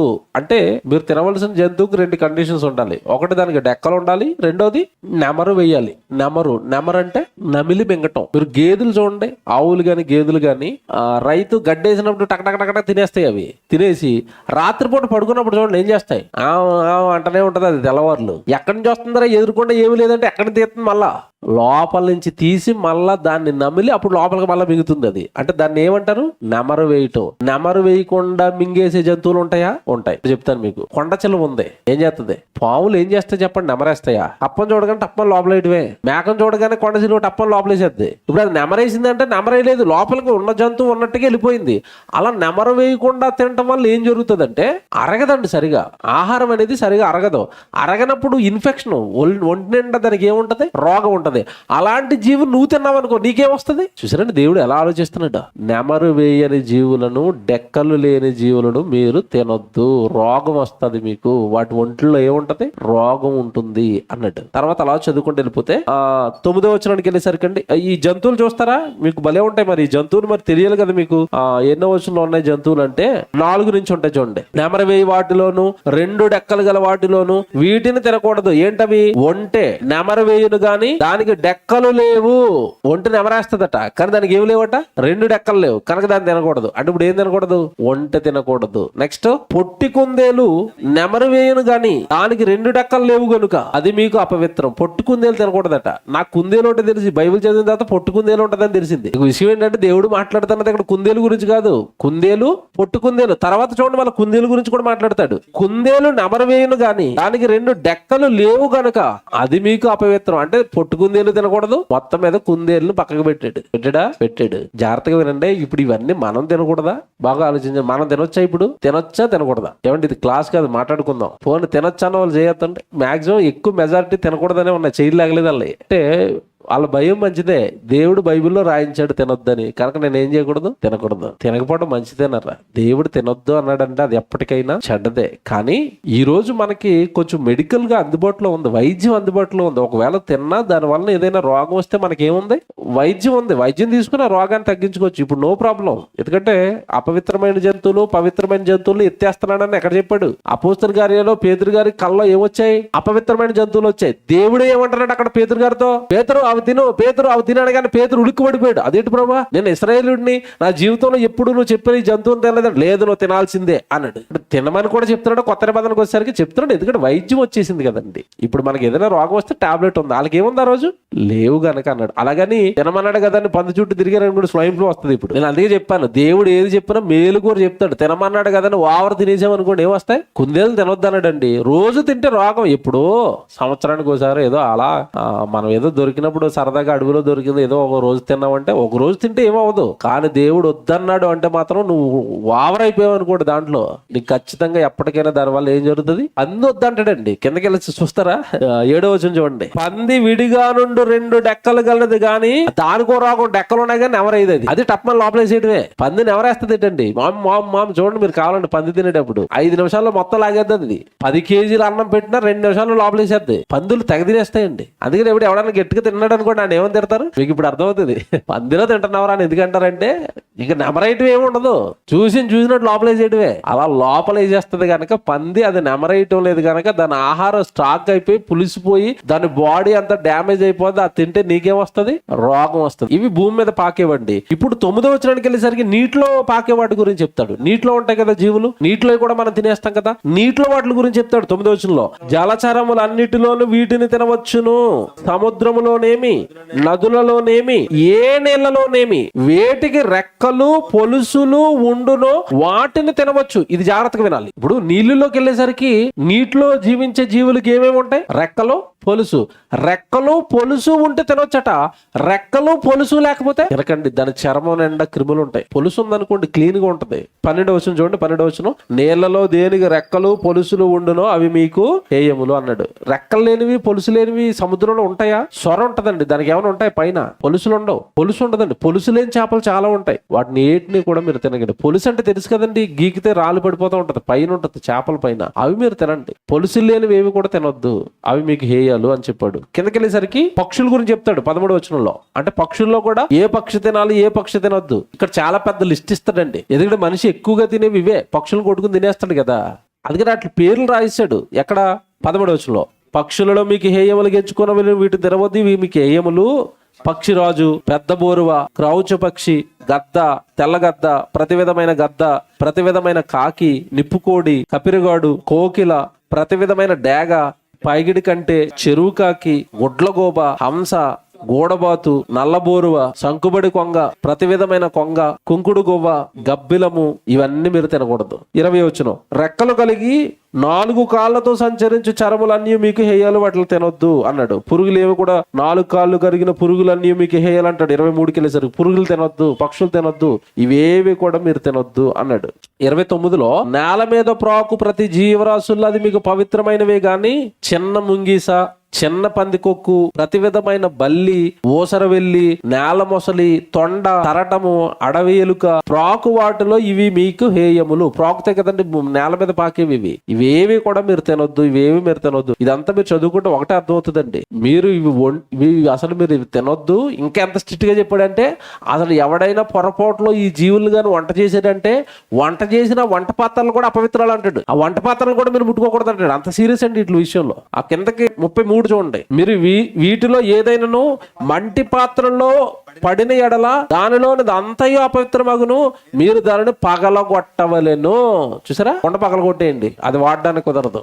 ఎంత బాగున్నాయండి ఇవన్నీ. ఎందుకు ఇవన్నీ చెప్తున్నాడంటే క్లీనింగ్ అండి, శుభ్రంగా ఉండాలి. మీరు మీ దేహాలు పాడవకూడదు, మీరు ఆరోగ్యాలు పాడవకూడదు. మీరు నా పిల్లలు కదా. ఆ 39కి వెళ్ళండి. మీరు తినదగిన జంతువులు ఏదైనా చచ్చిన ఎడల దాని కలేబారంను ముట్టువాడు సాయంకాలం వరకు అపవిత్రుడు. ఆడు రాత్రి వరకు ఆడు అపవిత్రుడు. మూలం కూర్చోవాలి, ఎవడు ముట్టుకోకూడదాడు, ఇంట్లోకి రాకూడదాడు. వాడికి ఏమంటుకుంది? అపవిత్రత. శుభ్రంగా ఉండండి, క్లీనింగ్ గా ఉండండి, మీ ఆరోగ్యాలు జాగ్రత్త. అన్ని మెడికల్ పాయింట్స్ అండి ఇవన్నీ. ఓకేనా? ఆరోగ్యపరంగా ఆ రోజు వైద్యం లేదు కనుక తన పిల్లల్ని జాగ్రత్త చేసుకుంటున్నాడు. 12వ అధ్యాయానికి వచ్చేసరికి స్త్రీలకు సంబంధించిన మెడికల్ పాయింట్లు అండి ఇవి. స్త్రీ వాళ్ళకి మరి దృష్టిధర్మం ఒకటి ఉంటది, నెలసరి కార్యక్రమం. ఆ కార్యక్రమానికి సంబంధించి కానీ అలాగే వాళ్ళు పిల్లల్ని కన్నప్పుడు రక్తస్రావం అయిపోద్ది పాపం. ఆ రక్తస్రావం అయిపోయినప్పుడు దాని నుండి రోగాలు అనేవి పక్క వాళ్ళకు అంటుకోకుండా తల్లి బిడ్డను కన్నప్పుడు ఆడబిడ్డను కన్నా మగబిడ్డని కన్నా 33 రోజులు ఆమె అపవిత్రురాలు, ఎవరిని ముట్టుకోకూడదు, ఆవిడ దూరంగా ఉండాలని చెప్పేశాడు. ఒకప్పుడు చిన్నప్పుడు పాటించేవారండి అవన్నీ. ఇప్పుడు మనుషులు ఇప్పుడు ఎక్కడ పాటిస్తున్నారు? చిన్నప్పుడు చూడండి, పురుటాలు అనుకుంటే ఆవిడ దూరంగా పెట్టి స్నానాలు చేయించి శుభ్రంగా అవన్నీ పడేసి చాలా క్లీనింగ్ గా ఉండేవారు. బహిష్టు సమయంలో గాని బిడ్డను కన్న సమయంలో గాని వైరస్ క్రిములు అనేవి బయటికి రిలీజ్ అవుతాయి. దానివల్ల కుటుంబం అంతా ఎఫెక్ట్ అవుతుంది. పిల్లలకి ఆ వైరస్ పాకితే వాళ్ళ ఆరోగ్యాలు పాడైపోతాయి. ఈ శుభ్రతను దృష్టిలో పెట్టుకున్న దేవుడు, స్త్రీలారా మీరు ఈ సమయాలలో శుభ్రంగా ఉండండి, అపవిత్రులు మీరు, కొంచెం అది క్లీన్ అయ్యేంత వరకు, మీకు శుభ్రత కలిగేంత వరకు, ఆ క్రిములు మీ నుండి పోయేంత వరకు మీరు విధులు పాటించండి అని చెప్తాడు. ఈ 12వ అధ్యాయం అంతా అదే. ఇదంతానండి ఏదో అంటరానితనమో ఏదో కాదు. ఏంటి చెప్పండి, దేన్ని దృష్టిలో పెట్టుకున్న దేవుడు? ఆరోగ్యం, క్రిములు, వైరస్, రోగాలు, శుభ్రతను దృష్టిలో పెట్టుకొని చెప్తున్నాడు. ఇవన్నీ ఎక్కడ పాటిస్తున్నారు చెప్పండి? ఇప్పుడు ధర్మశాస్త్రం బాగుందా లేదా చెప్పండి? భలే ఉంటుందండి. ఇది మొత్తం చదువుతారండి, భలే ఉంటుంది తెలుసండి. ధర్మశాస్త్రం భలే ఉంటుంది. ఇది మీకు 12వ అధ్యాయం. ఇక 13వ అధ్యాయానికి వెళ్ళేసరికి అండి, దేహాలకు కనుక రోగాలు వస్తే ఏం చేయాలి? ఇన్ని జాగ్రత్తలు చెప్పినా ఉంటారు కదా మరి, తెంగరోళ్ళు రోగాలు తెచ్చుకుంటారు. మళ్ళా దేవుడు ఏం చేస్తున్నాడంటే, మీకు రోగాలు వస్తే ఏం చేయాలి, రోగం వచ్చిన వ్యక్తిని ఎలా ట్రీట్ చేయాలి, రోగం వచ్చిన వ్యక్తికి ఎలాంటి ఆజ్ఞలు ఇవ్వాలి అన్నది ఈ 13వ అధ్యాయం అంతా కూడా అదేనండి. రోగాలు వచ్చిన వ్యక్తిని ఎలా చూడాలి అన్నది 13వ అధ్యాయం. మీరు కుష్ఠరోగం అంటాడు, పొడ అంటాడు, వీటన్నిటి గురించి ఆజ్ఞలు ఉంటాయి. వాడి చివరగా పెట్టండి, వాడి వల్ల ఇంకొకటికి అంటుకోకూడదు కనుక పాలుపు వెలుపల వాడిని పెట్టండి కుష్ఠపొడ వచ్చినప్పుడు అంటాడు. ఈ అధ్యాయం అంతా కూడా అదే మీకు కనపడుతుంది. తెల్ల వెంట్రుకలు ఉన్నాయో నల్లని వెంట్రుకలు ఉన్నాయో చర్మం పైన చూడండి. అలా వెంట్రుకలు వస్తే కుష్ఠ అని కన్ఫర్మ్ అయిపోండి. తెల్లని వెంట్రుకలు వస్తే, ఆ వెంట్రుకలు తెల్లని వెంట్రుకలు వచ్చినప్పుడు కుష్ఠ వచ్చేసింది కనుక ఆ వ్యక్తిని దూరంగా పెట్టండి. ఇది మీరు చదువుకుంటున్న 13వ అధ్యాయం అంతా ఉంటది. ఒకవేళ 24వ వచనానికి వచ్చేసరికి, కుష్టు పొడ కాకుండా దద్దుర్లు కలిగిన దేహం ఉంటే అతను ఏం చేయాలి? దద్దుర్లు వస్తాయి. ఒకవేళ అలాంటి రోగం వస్తే ఏం చేయాలన్నది ఈ అధ్యాయం అండి. తర్వాత 40వ వచనానికి వచ్చేసరికి, ఆ రోగాలతో తల వెంట్రుకలు రాలిపోవటం, అతనికి ఏమైనా తేడాగా ఉన్నాడంటే అతను అర్జెంటుగా పాలానికి వెలుపల పెట్టేయండి. 20:46లో, ఆ పొడవానికి కలిగి దినములన్నీ వాడు అపవిత్రుడయ్యుండును, వాడు అపవిత్రుడు కనుక ప్రత్యేకముగానే నివసింపవలెను, వాని నివాసము పాలెమునకు వెలుపల ఉండవలెను. రోగం వచ్చిన అతను పాలెమునకు ఎక్కడ ఉండాలి? వెలుపల ఉండాలి. దేవుడు అతన్ని బాగు చేసేంత వరకు, వాడికి స్వస్థత ఇచ్చేంత వరకు బయట ఉండాలి. తగ్గిన తర్వాత మరలా లోపలికి రావాలి. చూసారా, డిస్టెన్స్ మెయింటైన్ అనేది చెప్తున్నాడు. అయిపోయిందా? 13వ అధ్యాయం అయిపోయింది. 13వ అధ్యాయం అంతా కూడా ఇదే ఉంటది, రోగాల గురించి ఉంటది. 14వ అధ్యాయంలో కుష్టు తగ్గిపోతే, 14వ అధ్యాయం అంతా ఏముంటదంటే, ఆడికి వచ్చిన రోగం తగ్గిపోయింది. తగ్గిపోయిన తర్వాత వాడు యాజకుడి దగ్గరికి రావాలి, తానికి తగ్గిపోయిన కుష్టుని చూపించుకోవాలి, బలయ్యాలి. మీకు ఇదంతా ఒక చోట కనపడుతుంది కొత్త నిబంధనలో. ఎక్కడ? దేవుడు స్వస్థత చేసిన తర్వాత యేసుక్రీస్తుల వారు ఏమని చెప్తాడు? స్వస్థత పొందుకున్న వాడితో, నువ్వు వెళ్ళి నీ స్వస్థతను ఎవరికి కనబరుచుకోవాలి? యాజకుని కనబరుచుకో అన్నాడా? ఎందుకన్నాడు? ఇదిగో ఇదే చట్టం, ధర్మశాస్త్రం చెప్తున్నాడు ఆయన. అక్కడ ఎవరికైనా ఏదైనా మేలు జరిగితే ఇమీడియట్ గా ఎక్కడికి వెళ్ళాలి? ఏమంటే నిజంగానండి ఇది పాటిస్తేనండి సంఘాలన్నీ చాలా బాగుంటాయండి. సంఘాలు బాగుంటాయి తెలుసండి. ఈ మెథడ్ అర్థమైతే సంఘాలు బాగుంటాయి. అంటే కుటుంబంలో మనకి ఏదైనా మేలు జరిగినప్పుడు ఇమీడియట్ గా సేవకుడి దగ్గరికి వెళ్ళి, మా కుటుంబంలో ఈ మేలు జరిగిందండి, మా కోసం ప్రార్థన చేయండి అని. అన్ని కుటుంబాలు దైవజనుడితో కనెక్ట్ అయి ఉన్నాయి అనుకోండి, అన్ని కుటుంబాలు దైవజనుడితో సహవాసం కలిగి చక్కగా ఉంటున్నాయి అనుకోండి, ఏదైనా సరే ఎంత బాగుంటుంది చూడండి.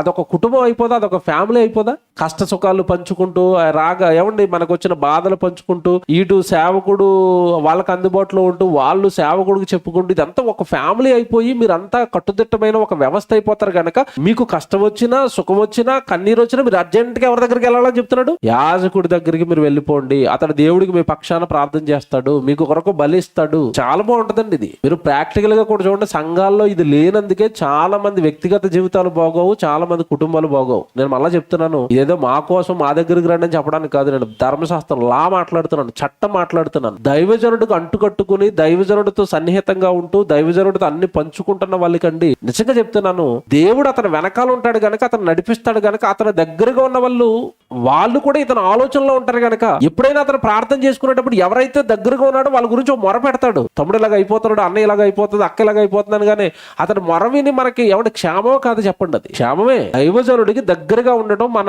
ఆత్మీయ జీవితానికి మేలుకొలుపు, క్షేమం. మన కుటుంబాలు చల్లగా ఉంటాయి. అందుకే ఇక్కడ చూడండి, మీరు ధర్మశాస్త్రం అంతా చదవండి. ఏమి జరిగినా ఇమీడియట్ గా ఎవరికి చెప్పండి వెళ్ళి. రోగం వచ్చినా చెప్పాలట, మగపిల్ల పుట్టినా చెప్పాలట, ఆడపిల్ల పుట్టినా చెప్పాలట, పాపం చేసినా చెప్పాలట, సమస్తము చెప్పండి. దేవుడి దగ్గరికి వెళ్ళిపోండి, సన్నిధికి వెళ్ళిపోండి. చూసారండి ఎలాగుందో? నిజంగా చెప్తున్నానండి, కొంతమంది మాకు దగ్గరగా ఉంటారు. దగ్గరగా ఉన్నప్పుడు వాళ్ళ ఆత్మీయ జీవితం గురించి ఆలోచిస్తూ ఉంటాను నేను. వాళ్ళు లోకపరంగా ఏదైనా ఇబ్బంది పడుతున్నప్పుడు నేను అది కూడా ఆలోచిస్తూ ఉంటాను. దేవుడికి అడుగుతూ ఉంటాను, దేవ ఏంటి ఇలాగ ఎలాగవుతుంది మొరపెడతాం. దగ్గరకు ఉన్న వాళ్ళు కొంతమంది ఉంటారంటే దూరతో అనుకుంటారు, వాళ్ళు ఏం చెప్పరు. మాకు తెలియనప్పుడు మేమేం అడుగుతాం చెప్పండి వాళ్ళ గురించి, దేవుడిని అడగం. చాలా మంది దాచేయటం, దూరంగా ఉండటం ఫ్యాషన్ అనుకుంటారు. అది మీ వ్యక్తిగత జీవితానికి, మీ ఆత్మీయ జీవితానికి అది ఎప్పటికైనా ప్రమాదకరమే. మీరు ఆలోచించుకోండి. బైబిల్ని బట్టి దైవజనుడితో దగ్గరగా ఉండటం క్షేమం. ఇదంతా ఈ అధ్యాయాలన్నీ కూడా మీకు అవే చెప్తాయి. ఎక్కడ 14 వచనం కూడా అంతే. కుష్ఠరోగం వచ్చింది, తగ్గిపోయింది, వెంటనే నువ్వు మళ్ళీ యాజకుడి దగ్గరికి వెళ్ళాలి, చూపించుకోవాలి, బలి ఇవ్వాలి, అతను నీకు ప్రార్థన చేయాలి, నువ్వు క్షేమంగా మళ్ళా వెళ్ళి నీ పాలెంలో నీ సొంత వాళ్ళతో నీ కుటుంబీకులతో నువ్వు కలిసిపోవాలి అంటాడు. ఈ 14 అధ్యాయం అంతా కూడా అదే ఉంటది. ఇక్కడ ఇంకా విచిత్రం ఏంటంటే 33 వచనానికి వచ్చేసరికి, ఇదే అధ్యాయంలో 33కి వచ్చేసరికి మనుషులకే కాదు రోగాలు ఇంటికి కూడా వస్తాయట. ఇంటికి పొడ వస్తే అన్నాడు. ఇంటికి పొడ వస్తుందా? ఇంటికి కూడా రోగాలు వస్తాయా? మన చుట్టూ ఉన్న చెట్లకి వాటికి అప్పుడప్పుడు రోగాలు వస్తూ ఉంటాయి, జంతువులకు రోగాలు వస్తూ ఉంటాయి. అలాగే ఇంటికి కూడా పొడ వచ్చిందా? ఇంటికి ఏమైనా తెల్లటి పొడ లాంటిది ఏమైనా కనపడిందా అంటే ఇంటికి కూడా ఏదో వైరస్ లేకపోతే ఏదో అటాక్ అయింది, దానివల్ల ఇల్లు పాడవుతుంది కనుక దాని క్లీనింగ్ ప్రాసెస్ ఏంటి, దాని పద్ధతి ఏంటి అని చెప్పుకుంటూ వస్తాడు. మీరు ఎక్కడ 33లోకి వెళ్ళేసరికి, మరియు యెహోవా మోషే అహరోనులను ఎలాగ సెలవిచ్చాను, నేను స్వాస్థ్యముగా మీకు ఇచ్చుచున్న దేశమును మీరు వచ్చిన వారి తర్వాత మీ స్వాస్థ్యమైన దేశంలో మీ ఎంటనైనను నేను కుష్ఠపోడ కలుగజేసిన ఎడల. ఇంట్లో కూడా ఏదో రకమైన ఒక రోగాలు వచ్చేవాటి అప్పట్లో, దాని గురించి చెప్పాడు. అలా వస్తే దానికోసం ఏం చేయాలన్నది ఇదంతా చెప్పుకొచ్చేసాడండి. అలా 15వ అధ్యాయానికి వచ్చేద్దాం. 15వ అధ్యాయానికి వచ్చేసరికి ఇది అసలు మెడికల్ గా అండి, ఇది మిరాకిల్ అండి. 15వ అధ్యాయం ఏంటంటే స్రావాలు జరుగుతూ ఉంటాయి, కొంతమందికి స్త్రీలకు జరుగుతూ ఉంటాయి. రక్తస్రావం కానీ ఇంకా రకరకాల వైట్ స్రావం కానీ స్రావాలు జరుగుతూ ఉంటాయి. దానివల్ల వాళ్ళు బలహీనలు అయిపోతారు, దానివల్ల వాళ్ళు చాలా ఇబ్బందులు పడతారు. అలాంటి వాళ్ళ కోసం అండి ఈ అధ్యాయం అంతా రాసి వాళ్ళు చాలా జాగ్రత్తగా ఉండాలి, వాళ్ళు కొంచెం ఆరోగ్యపరంగా కూడా జాగ్రత్తగా చూసుకోవాలి. దానివల్ల ఇల్లులు, వారు ఉండే ప్రదేశాలు అపవిత్రాలు అయిపోతాయి. ఇల్లు జాగ్రత్త, స్నానాలు చేయాలి, బట్టలు ఉతుక్కోవాలి, ఇదంతా క్లీనింగ్ అంతా చెప్తూ ఉంటాడండి. ఇది 16కి వెళ్ళేసరికి స్త్రీలకైతే సమస్య ఉంటుంది, పురుషులకు ఒక సమస్య ఉంటుంది. అది 16లో చెప్తాడు. పురుషులకు ఉండే సమస్య కూడా ఉంటుంది. దానికోసం అతని పురుషుడు ఎలా ఉండాలి, స్త్రీ ఎలా ఉండాలి. దేవుడికి అండి తనాపర భేదాలు ఏముండవు. సమస్యలు, రోగాలు పురుషుడికి ఉంటాయి, స్త్రీకి ఉంటాయి. 15లో 1 నుంచి 15 వరకు స్త్రీ గురించి చెప్తాడు. 16 నుంచి పురుషుడి గురించి చెప్తాడు. పురుషుడికి ఏమైనా ఎలాంటి రోగం ఉంటే అతను చాలా జాగ్రత్తగా ఉండాలి అని చెప్తాడు. 19వ వచనానికి వెళ్ళేసరికి 19వ వచనంలో స్త్రీ దేహమందు స్రావము రక్తస్రావమైన ఎడల ఆమె 7 దినములు కడగా ఉండవలెను. రక్తస్రావం అయిపోతూ ఉంటది. ఆ రోగం కోసం కడగా ఉండాలి, వైద్యం తీసుకోవాలి, జాగ్రత్తగా ఉండాలి అని ఇదంతా చెప్పుకుంటూ వస్తాడండి. 32లో మొత్తం లిస్టులు చెప్పుకుంటూ వస్తున్నాడు. అంటే 32కి వచ్చేసరికి ముందు అధ్యాయాలలో ఏమేమి చెప్పుకుంటూ వచ్చాడో చెప్తాడు. 32 చూడండి. స్రావము గలవారిని గూర్చియు, వీర్యస్థలము గలవారిని గూర్చియు, అపవిత్రము గలవారిని గూర్చియు, కడగా ఉన్న బలహీనురాలను గూర్చియు, స్రావము గల స్త్రీ పురుషులను గూర్చియు, అపవిత్రురాలతో సైనించిన వారిని గూర్చియు విధింపబడిన విధి. ఇవన్నీ కూడా శరీరానికి ఏమన్నా ఇలాంటి అపవిత్రతలు అంటించుకుంటే వాళ్ళు ఎలా ఉండాలి, వాళ్ళు ఎలా శుభ్రపడాలి, వాళ్ళు ఎలా పవిత్రులు అవ్వాలి అన్నది ఇక్కడ వరకు 15 అండి. 15 అయిపోయింది. ఇక 16కి వచ్చేసరికి సన్నిధిని సమీపించి దేవుడి సేవలు చేస్తున్న యాజకులు చాలా జాగ్రత్తగా ఉండాలి, లేదంటే మీరు చచ్చిపోతారు. సన్నిధికి వచ్చేటప్పుడు నీతితో, నియమంతో, పవిత్రతతో ఆ కరుణాపీఠం దగ్గరికి రావాలి తప్ప మీకు ఇష్టం వచ్చినట్టుగా ఎలా పడితే అలాగ వచ్చేసారా మీకు చావు వచ్చేస్తుంది. కనుక ప్రాపర్ యూనిఫామ్ వేసుకుని సేవకు రావాలి.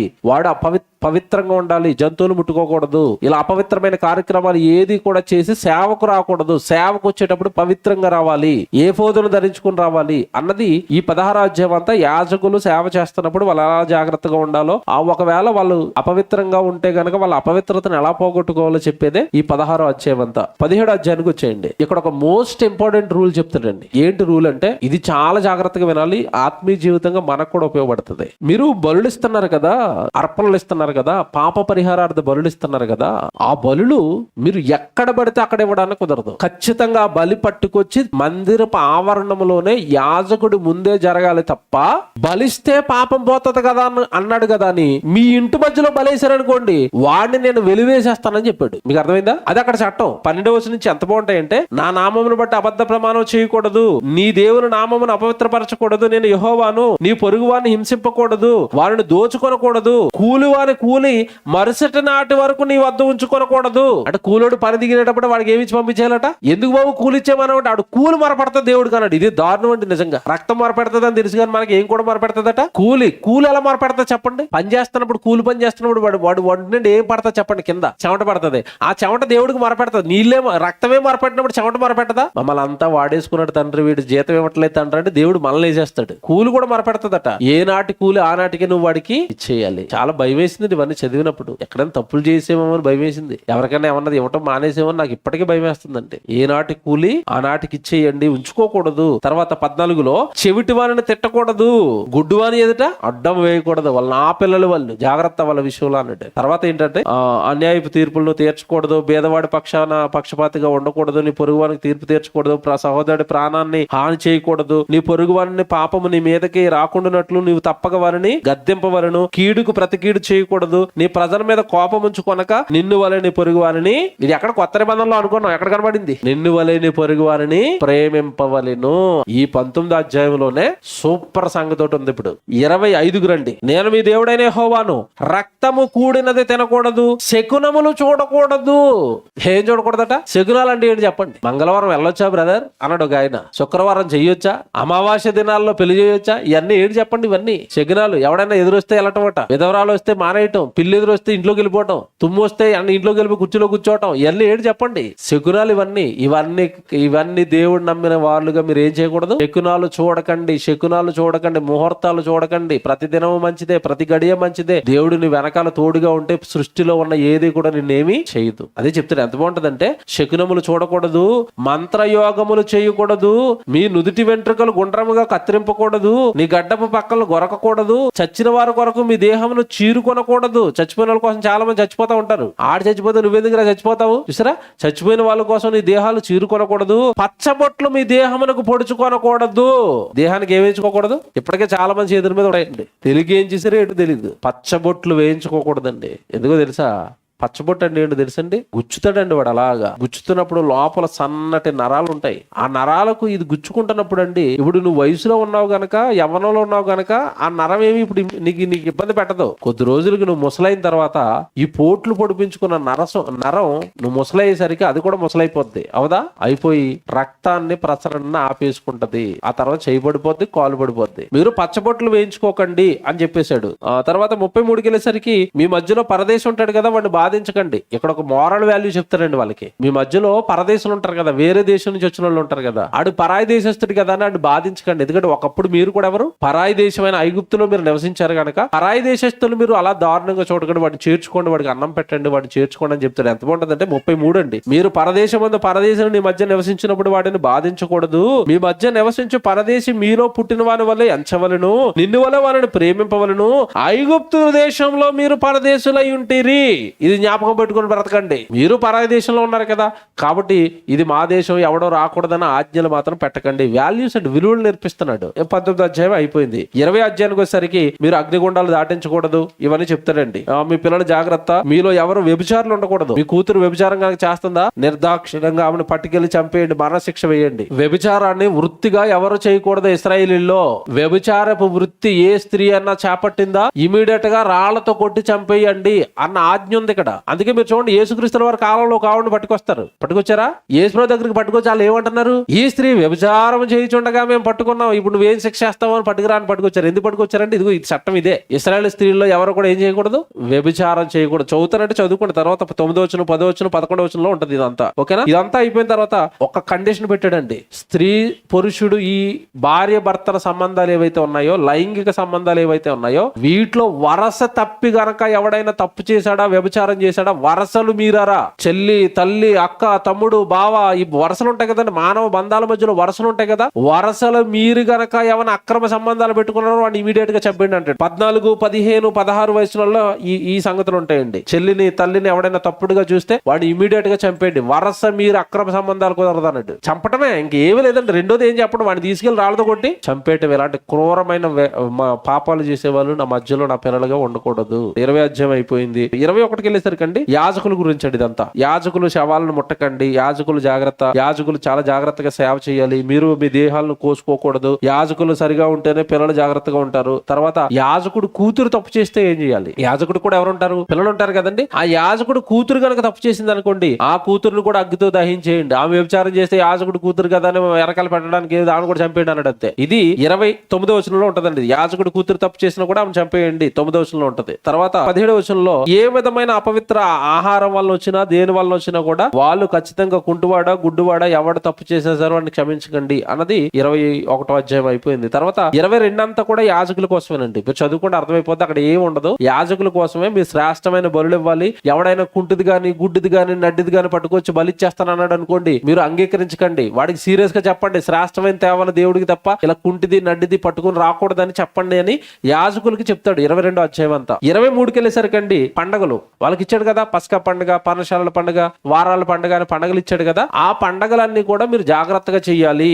పండగలన్నీ కూడా నియామక కాలాలలో జరిగించాలి. తప్పక ఇశ్రాయేలు ప్రజలందరూ కూడా ఏ కాలంలో పడితే ఆ కాలంలో మీరు పండగలు చేయాలి అన్నది 23వ అధ్యాయం అంతా కూడా ఉంటది. 24వ అధ్యాయానికి వచ్చేసరికి ఇశ్రాయేలు సమాజం కొంచెం జాగ్రత్తగా ఉండాలి, మీరు దీపస్తంభంగా ఉండాలి, మీరు జాగ్రత్తగా ఉండాలి, ఆజ్ఞలు పాటించాలి, ఈ జాగ్రత్తలన్నీ చెప్తాడు, మీరు చక్కగా ఉండాలి అని చెప్తాడు. ఈ 24వ అధ్యాయంలో ఒక సీన్ జరుగుతుందండి. మళ్ళీ ఏంట సీన్ అంటే, ఇశ్రాయేలురాలకు ఒక స్త్రీ 24:10లో ఇశ్రాయేలురాలకు ఒక స్త్రీ ఐగుప్తుడైన ఒక పురుషునికి పుట్టినవాడు ఒకడు ఇశ్రాయేల్ మధ్యకు వచ్చి, అంటే వీళ్ళు అసలు ఐగుప్తులు ఇశ్రాయేల్ పెళ్లి చేసుకోవద్దంటే పెళ్లి చేసుకున్నారు. ఆడొకడు పుట్టేశాడు. ఆడొచ్చి దేవుడిని దూషిస్తున్నాడట. ఇప్పుడు వాడిని ఏం చేయాలి దేవాలని మేము అడిగితే దేవుడిని అడిగారు వీళ్ళు, మరి ఐగుప్తులకి ఇశ్రాయేల్కి పుట్టాడు కదా, వీడు మిమ్మల్ని దూషిస్తున్నాడు, పరాయి దేశస్తుడు, వాడిని మేము ఏం చేయాలంటే సమాజం మధ్యలో నన్ను ఎవడు దూషించినా సరే వాడు వీడు లేదు, ఇమీడియట్ గా వాడు మీరు చంపేయండి అన్నాడు. అది 24వ అధ్యాయము. ఈ 10వ వచనం అంతా కూడా ఉంటది. మీకు 16లోకి వెళ్ళేసరికి డైరెక్ట్ చెప్తాడు. 16లో యెహోవా నామమును దూషించేవాడు మరణ శిక్ష నొందవలెను. ఇది 24వ అధ్యాయం అండి. అలా తర్వాత 24లోనే కంటికి పన్ను పంటికి పన్ను చట్టం కూడా ఇక్కడే మీకు కనబడుతుంది. చాలాసార్లు చదువుకుంటారు కానీ అది ఎక్కడ ఉందో తెలియదు చాలా మందికి. ఇక్కడే ఉంటది అది 19వ వచనంలో. ఒకడు తన పొరుగు వానికి కలంకం కలగజేసిన ఎడల వాడు చేసినట్లు వానికి చేయవలెను, విరగొట్టబడిన దాని విషయంలో వాడు విరగొట్టటే శిక్ష, కంటికి కన్ను పంటికి పళ్ళు చల్లవలెను. ఇదేనండి చట్టం. అది 24 అయిపోయింది ఇక్కడతో. 25కి వచ్చేసరికి ఒక నియమం చెప్తాడండి, సృష్టి గురించి జాగ్రత్తలు ఇవన్నీ. 25లోకి వచ్చేసరికి మీరు భూమికి విశ్రాంతి ఇవ్వాలి. దేనికి? పంట పండుతుంది కదా అని ఇష్టం వచ్చినట్టుగా పండించేసుకోవడం కాదు. మీరు జాగ్రత్తగా ఈ అధ్యాయం పక్కనో లేదంటే నోట్స్ లోనో ఇవన్నీ రాసుకుని తర్వాత చదువుకుంటారండి, మీకు బాగా అర్థమైపోతాయండి ఇవన్నీ. మీరు భూమికి విశ్రాంతి ఇవ్వండి. ఏది? 25వ అధ్యాయం. ఏం తినాలి ఏం త్రాగాలి విశ్రాంతి ఇచ్చిన దినాల్లో అని మీరు అనుకోకండి. దాని విశ్రాంతి ఇవ్వడానికి ముందు సంవత్సరం మీకు బాగా పంట ఇస్తాను, అది బాగా పండేస్తుంది, దాన్ని దాచుకుని తినండి, ఒక సంవత్సరం దానికి రెస్ట్ ఇవ్వండి. ఎంత బాగుందండి దేవుడు చెప్పింది. అది 25 అండి. 25 అయిపోయిన తర్వాత అలా మీరు చదువుకుంటూ వచ్చేస్తే, భూమిని మీరు అన్యాయంగా అమ్మేసుకోకండి. ఎందుకంటే బేదవాడు ఉంటాడు, వాడు అమ్మేస్తే మీరు కొనేసుకోకండి. వాడు ఆ భూమి లేకపోతే ఇబ్బందులు పడతాడు, తినడానికి తిండి ఉండదు. కనుక ఎవడు భూమిని అమ్మేయటం గాని కొనేయటం గాని అమ్మడాలు కొనడాలు ఈ భూదందాలు ఈ రియల్ ఎస్టేట్ ని స్టార్ట్ చేయకండి అన్నాడు. మీరు భూమిని శాశ్వత విక్రయం చేయకూడదు అంటే అర్థం ఏంటి? భూమిని అమ్మడాలు కొనడాలు ఆపేయండి రా బాబు, ఇది పెద్ద దందా అయిపోద్ది, ఇందులో దొంగలు వచ్చేస్తారు, రియల్ ఎస్టేట్లు మోసాలు, చంపుకోవడాలు, నరుక్కోవడాలు, ఆస్తి గొడవలు, రియల్ ఎస్టేట్ కు ఒక నమస్కారం అన్నాడు దేవుడు. వింటారేంటి దేవుడు మాట? విన్నారా? వినలేదండి. ఒరే వాడు అమ్మేసుకుంటాడంటే వాడి కష్టంలో ఉంది కదా అమ్మేసుకుంటున్నాడు. ఆడు భూమిని కొట్టం కంటే ఆడు కష్టం తీయడానికి ఏదైనా సహాయం చేయరా? ఆడు భూమి ఆడి దగ్గరే ఉంచారా? ఆడు బతుకుతాడరా సర్వకాలం నీ పేరు చెప్పుకొని? సహాయం చేయరా? కొనడాలు అమ్ముకోవడాలు వద్దురా. ఎవడు ఇప్పుడు కొనడం అమ్మడం స్టార్ట్ చేసాం అనుకోండి, పేదవాడి పొలాలన్నీ ధనవంతుడు కొనేసుకుంటున్నాడు అనుకోండి, ఈ ధనవంతుడు ఏమైపోతాడు చండి? ఎప్పటికైనా ఏమైపోతాడు వీడు? 100 కోట్లు 1000 కోట్లు ఎకరాలు ఎలాగొచ్చేసినాయి ఈ రోజు మనుషులకి? ఈ సూత్రాన్ని పాటించకపోవడం వల్లనే. ఇది 25 అండి. 25 అయిపోయింది. భూమిని అమ్మకండి, వద్దు బాబు రియల్ ఎస్టేట్ అన్నాడు. తర్వాత వడ్డీ వ్యాపారాలు వద్దని చెప్తాడు. ఎక్కడ? 35కి రండి. 35కి ఈ రియల్ ఎస్టేట్ ఎంత దారుణమో దీనికి డబల్ దారుణం వడ్డీ వ్యాపారం. ఈ వడ్డీ వ్యాపారస్తుల జీవితం కూడా ఎప్పటికైనా వాళ్ళు అంతం బాగుందండి. మీరు ఆ వడ్డీ వ్యాపారం చేస్తున్న 4 రోజులు సుఖంగా ఉంటారేమో తప్ప వాళ్ళ అంతమండి, వాళ్ళు చివరికి ముగింపు ఉంటుంది చూసారండి, ఆ ముగింపు చాలా దారుణంగా జరుగుతుందండి. ఎందుకంటే అది వాళ్ళ కష్టార్జితం కాదు, అది ఎవరి కష్టాన్నో వడ్డీ రూపంలో దాచుకున్నారు. ఎఫెక్ట్ ఎప్పటికైనా దేవుడు ఇవ్వక మానడు. 35 చదవండి. పరవాసి అయినను అతిథి అయినను నీ సహోదరుడొకడు బేదవాడై నిరాధారుడై నీ వద్దకు వచ్చిన ఎడల నీవు వానికి సహాయం చేయవలెను, అతడు నీ వలన బ్రతుకవలెను, నీవు దేవునికి భయపడి వాని యొద్ద వడ్డీనైనను తీసుకొనకూడదు, నీ సహోదరుడు నీ వలన బ్రతకవలెను. పప్ప ఎలా ఉన్నాయి చూసారా? వాడేదో తినడానికి తిండి లేక నీ దగ్గరకు అప్పుకొస్తే అప్పిచ్చేటప్పుడు ఏమంటున్నారట? అప్పు తీసుకో, వడ్డీ వేసి ఇచ్చేయి. చిచ్చి ఎంత దారుణం అండి ఇది. అయిపోయిందండి, మీ పని అయిపోద్ది, నువ్వు అలా ఉండకూడదు. ఉండకూడదు, ఇది దేవుడికి ఇష్టం లేదు అని చెప్పేసి నేను 35 అధ్యాయం అంతా చాలా బాగుంటది. 47కి వెళ్ళేసరికి సూపర్ అండి. 47 నీ మధ్యలో ఉన్న కుటుంబాలు ఏవైనా పేద కుటుంబాలు అయిపోతే ఆ కుటుంబాన్ని ఆదరించు, ఆ కుటుంబాన్ని లేవనెత్తు అంటాడండి. 47 చాలా బాగుంటుంది. చదువుకున్న తర్వాత మీ చుట్టూ ఉన్న ఏ కుటుంబం పాడైపోయినా సరే నువ్వు చూస్తా ఉండకూడదు అన్నాడు. కుటుంబాలను నిలబెట్టండి, కుటుంబాలు నాశనం అయిపోతుంటే చూస్తూ ఉండకండి, వాళ్ళకి సహాయం చేయండి అంటాడు. 47లో అయిపోయింది. 26కు వచ్చేసరికి మీరు విగ్రహాలు చేసుకోకూడదు, విగ్రహాలు ముందు మీరు మొక్కకూడదు, విగ్రహాలను చేసుకుని వాటి ముందు మీరు సాగిలు పడితే నా ఆజ్ఞలు కనుక మీరితే ఆ మాట వినకపోతే విగ్రహారాధనకి మీరు అలవాటు పడినా నా మాటలు మీరు వినకపోయినా మీ మీదకి భయంకరమైన శాపాలు నేను తీసుకొని రాబోతున్నాను, అవి రోగాల రూపంలో కూడా మిమ్మల్ని వెంటాడేస్తాయి అంటాడు. మీరు బండగా ఏం రాసుకుంటారంటే 26 అధ్యాయం అనేసరికి దేవుడు మాట వినకపోతే వచ్చే శాపాలు అని రాసుకోండి. ఎన్ని ఉంటాయి తెలుసండి, భయంకరమైన, చదువుతుంటేనే భయం వేస్తుందండి. 45వ వచనం వరకు ఇవన్నీ శాపాలని. అంటే నేను పేదలకు సహాయం చేయమన్నాను, వడ్డీ వద్దన్నాను, ఇంకా చెప్పాడు కదండి, భూమిని కొనుక్కోవద్దన్నాను, సహోదరుడికి అన్యాయం చేయొద్దన్నాను, అక్రమాలు చేయొద్దన్నాను. నువ్వు ఏమి పాటించకుండా నీ ఇష్ట ప్రకారం నువ్వు బ్రతుకుతానంటే ఈ శాపాలు కూడా నువ్వు రెడీ అయిపోయని చెప్పాడు. ఇవన్నీ ఈ చివరి అనమాట. ముగింపులో నేను ఇప్పటి వరకు చెప్పిన ఆజ్ఞల్లో నువ్వు ఏ ఆజ్ఞ గాయకొనకపోయినా ఇవన్నీ నీ మీదకి వస్తే నువ్వు రెడీగా ఉండని చెప్పాడు 26 అధ్యాయంలో. ఒక మాటలో చెప్పాలంటే 25 అధ్యాయంలో దేవుడు చెప్పిన ఆజ్ఞలలో మనిషి ఏది మీరినా 26 అధ్యాయంలో వచ్చే రోగాలకు గాని ఆయన వేయబోయే శిక్షలకు గాని రెడీగా ఉండాలి అన్నది 26 అధ్యాయం.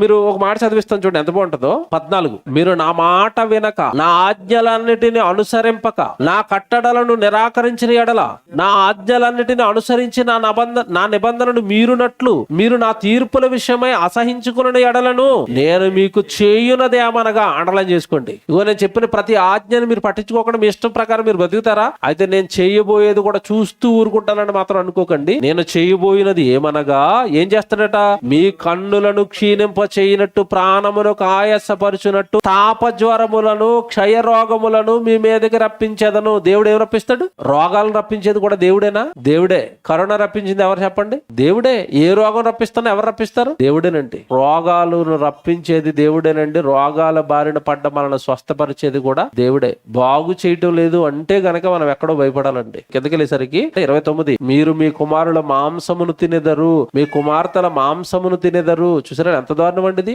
మీరు తినడానికి తిండి లేక చివరిని ఎవరు తింటారట? మీ గర్భాన పుట్టిన మీ పిల్లల్నే తినేస్తారు మీరు. అలాంటి క్షామం, అలాంటి కరువులోనికి మీ జీవితాలు వెళ్ళిపోతాయి నా మాట వినకపోతే. జాగ్రత్త. ఇవన్నీ శాపాలు, చాలా భయం వేస్తాయండి చదువుకుంటే. 46కు వచ్చేయండి. యెహోవా మోషే ద్వారా సీనాయి కొండ మీద తనకును ఇశ్రాయేలుకును మధ్య నియమించిన కట్టడలను, తీర్పులను, ఆజ్ఞలను ఇవే.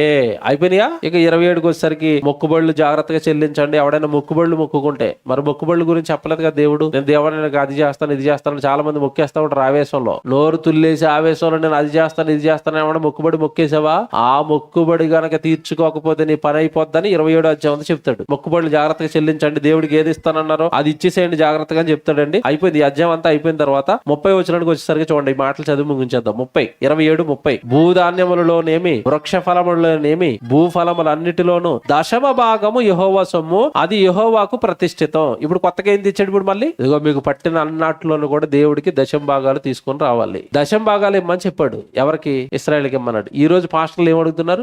ఎవరికి ఇమ్మన్నారు చెప్పండి. అక్కడ ఇశ్రాయేలీలు లేవి గోత్రానికి 10వ భాగాలు ఇవ్వాలి. ఓకేనా? ఈ 34కు వచ్చేసరికి ఇవి సీనాయి కొండ మీద ఇశ్రాయేలు కొరకు మోషేకు ఇచ్చిన ఆజ్ఞలు. ఇవన్నీ ఏంటి చెప్పండి. ఇప్పుడు మళ్ళీ అడుగుతున్నాను, 27 అధ్యాయాల్లో మనం చూసినవి ఇవన్నీ ఏమని చెప్పాడు చివరికి? ఆజ్ఞలు అంటే ఇంతకాలం మనం ఏమనుకున్నాం? 10 ఆజ్ఞల 27 అధ్యాయులు ఆజ్ఞలేనా? ఎన్నున్నాయి ఇప్పుడు ఇశ్రాయేలుకి ఆజ్ఞలు? చెప్పలేనన్నాయి కదా. ఈ ఆజ్ఞలలో ఏది మీరినా ఇశ్రాయేలీయుడు ధర్మశాస్త్రం ప్రకారం ఏమైపోతాడు? పాపి. ఇప్పుడు చెప్పిన లిస్ట్ లో ఏది మీరినా కూడా వాడు ఏమవుతాడు? పాపి. ప్రాయశ్చిత్తం చేసుకున్నాడా పర్వాలేదు, లేకపోతే మరణదండన, నిత్యాగ్ని దండనకు వెళ్ళిపోతాడు. ఇది ధర్మశాస్త్రంలో ఉన్న లేవికాండం.